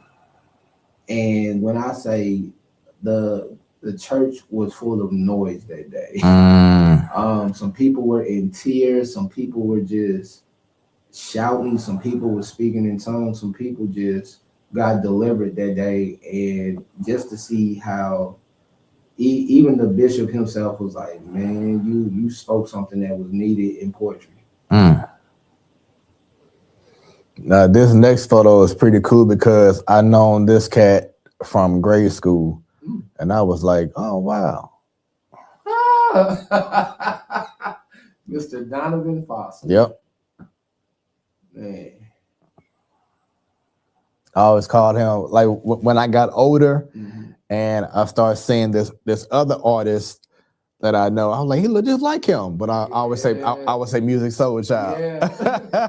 Like all he needs is the shades and be like, whatever I like, I'll put it on my radio. Yep. He was definitely a major impact in my life. He always gave me opportunities, not just to do poetry, but I was a part of campus life when they had different events. So I got to help set up, I got to help serve, and just learn from him. And he was so chill, cool, and laid back. I don't think there was ever one time I ever seen him mad. Yeah. Because he always just had a bright spirit. And he did. That's how he was in grade school. Yeah. He would just always just, the ladies used to love him back in grade school. You know what I'm saying? I mean, but he wasn't like, okay, come on over here. No, he was just a real humble, sociable, approachable, real cool guy. Absolutely. Yeah. So then seeing that photo, I was like, okay, that's what's up. He always had words of wisdom on any situation, and he knew how to be like, he didn't have to get loud when situations was like out of order. He knew how to say, all right, well, you know what? Let's take 5, and then we all gonna come back, and we're gonna make sure this is all set up for the students at the event, and we're gonna be good. Yeah. And then as soon as the event was over, man, we was all up in campus life eating chicken, pizza, and all laughing. Love it, love it. Talk about the different stages of Derrick poetry, Okay, Mr. Poetry 7 right here. So this was my Neo phase right here. So the black hat, the green dress shirt with the sweater. I was trying to act like Neo on one of his albums. All because that's of the you. album. That's the album right there. That's it. Because of you. This next one in the middle, it was another Neo one. And I was thinking of one about where he's like, girl, you're so 1 in a million, yeah. Then here in the red, I was UMSL University. I was about to say that's UMSL. Yeah, that's UMSL. And at the time, Karina West was going around to all the different colleges doing like poetry shows where whoever won, I think the top prize was like $200-300. The second place was like $150 or something, and the third place was like $50. Mm-hmm. And I think that night I actually won $50 in third place. But before that, she had Explicit with her, and he was the DJ. And she's like, Derrick, I'm gonna need your help real quick. I said, okay, cool. So she was doing a poem about overcoming adversity, walking up the stage, carrying me on her back. And I was like, Lord, don't let her drop me. I was good. And then this one right here with the black and white, I was really like Neo Champagne Life. I didn't have my hat with me at the time. But there go P-Light, Brick Slinger. So that's Jimmy, y'all. If y'all see this one right here, that's Jimmy, aka P-Light. What's up? We got Bless the Mic going on tomorrow, so he's actually the host of it. Man, so that one is basically like an open mic for those that want to do praise and worship, clean Christian comedy, poetry, or those that just want to worship. Tomorrow, Bless the Mic, be there. I might be there. Hey. But this last picture, I was like, that's millionaire Neo right there. That's that. I'm thinking about Champagne Life. I was like, where am I gonna go eat looking this good? Like I was feeling myself like these 4 pictures were like personalities of Neo's like fanatic style of dress, and just times where I was actually starting to get a little more confident in who I was. So, do everything that you have gone through in your life, all the situations that you've been through, homelessness and living in a basement, and the emotional toll, the physical toll, everything. Looking back now, as I showed this last photo, what would you say to this person right here? Oh my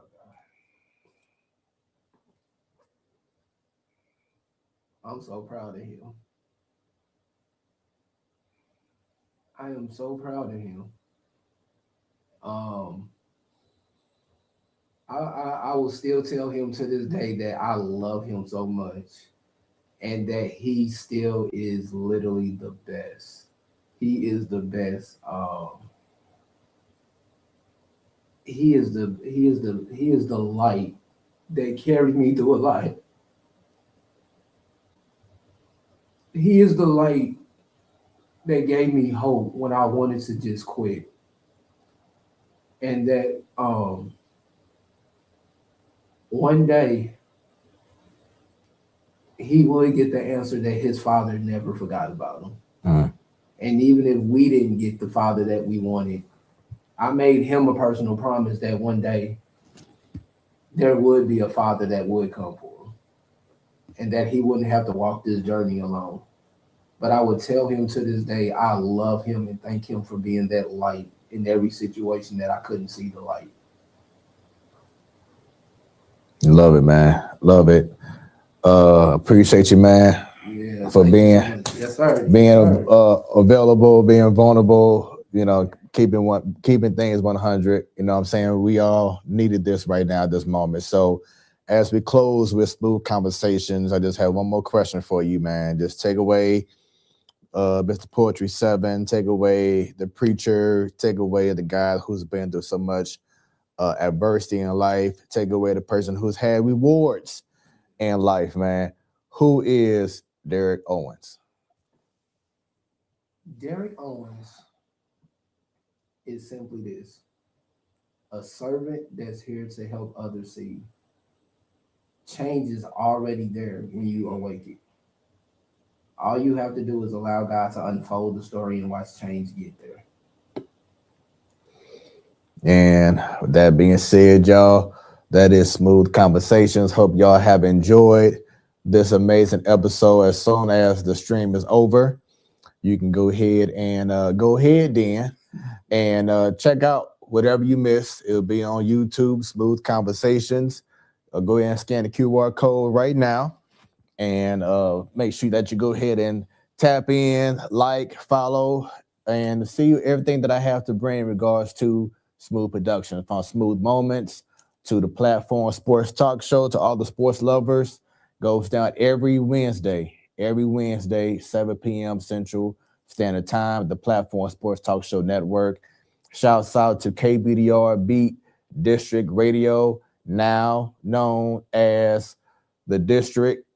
Shouts out to the fam. Once again, March 29th from 4 p.m. to 8 p.m. We're having our anniversary bash. Goes down Midwest Wine Bar. We are inviting everyone to come on through, kick it, have a good time. It's on a Sunday, but we're going to still bring in the week right. It's free entry, giveaways. There'll be live DJs. I may get on the 1 and 2s and have a little fun. It's going to be some food, going to be some drinks. So bring a friend. It's going to be fun. It's going to be some adulting. It's going to be a nice, safe atmosphere and a good time, y'all. So once again, go on YouTube, Smooth Conversations, Smooth with 3 O's. Like, subscribe, click on that bell. Go to KBDR Beat District Radio's website. Just put in beatdistrictradio.com or download the app on Google Play and on the App Store. Smooth Conversations, where the conversations are always smooth. Y'all have a great rest of y'all evening. Stay tuned. Stay. What you have just experienced was brought to you by Smooth Productions. Until next time, stay tuned and stay smooth.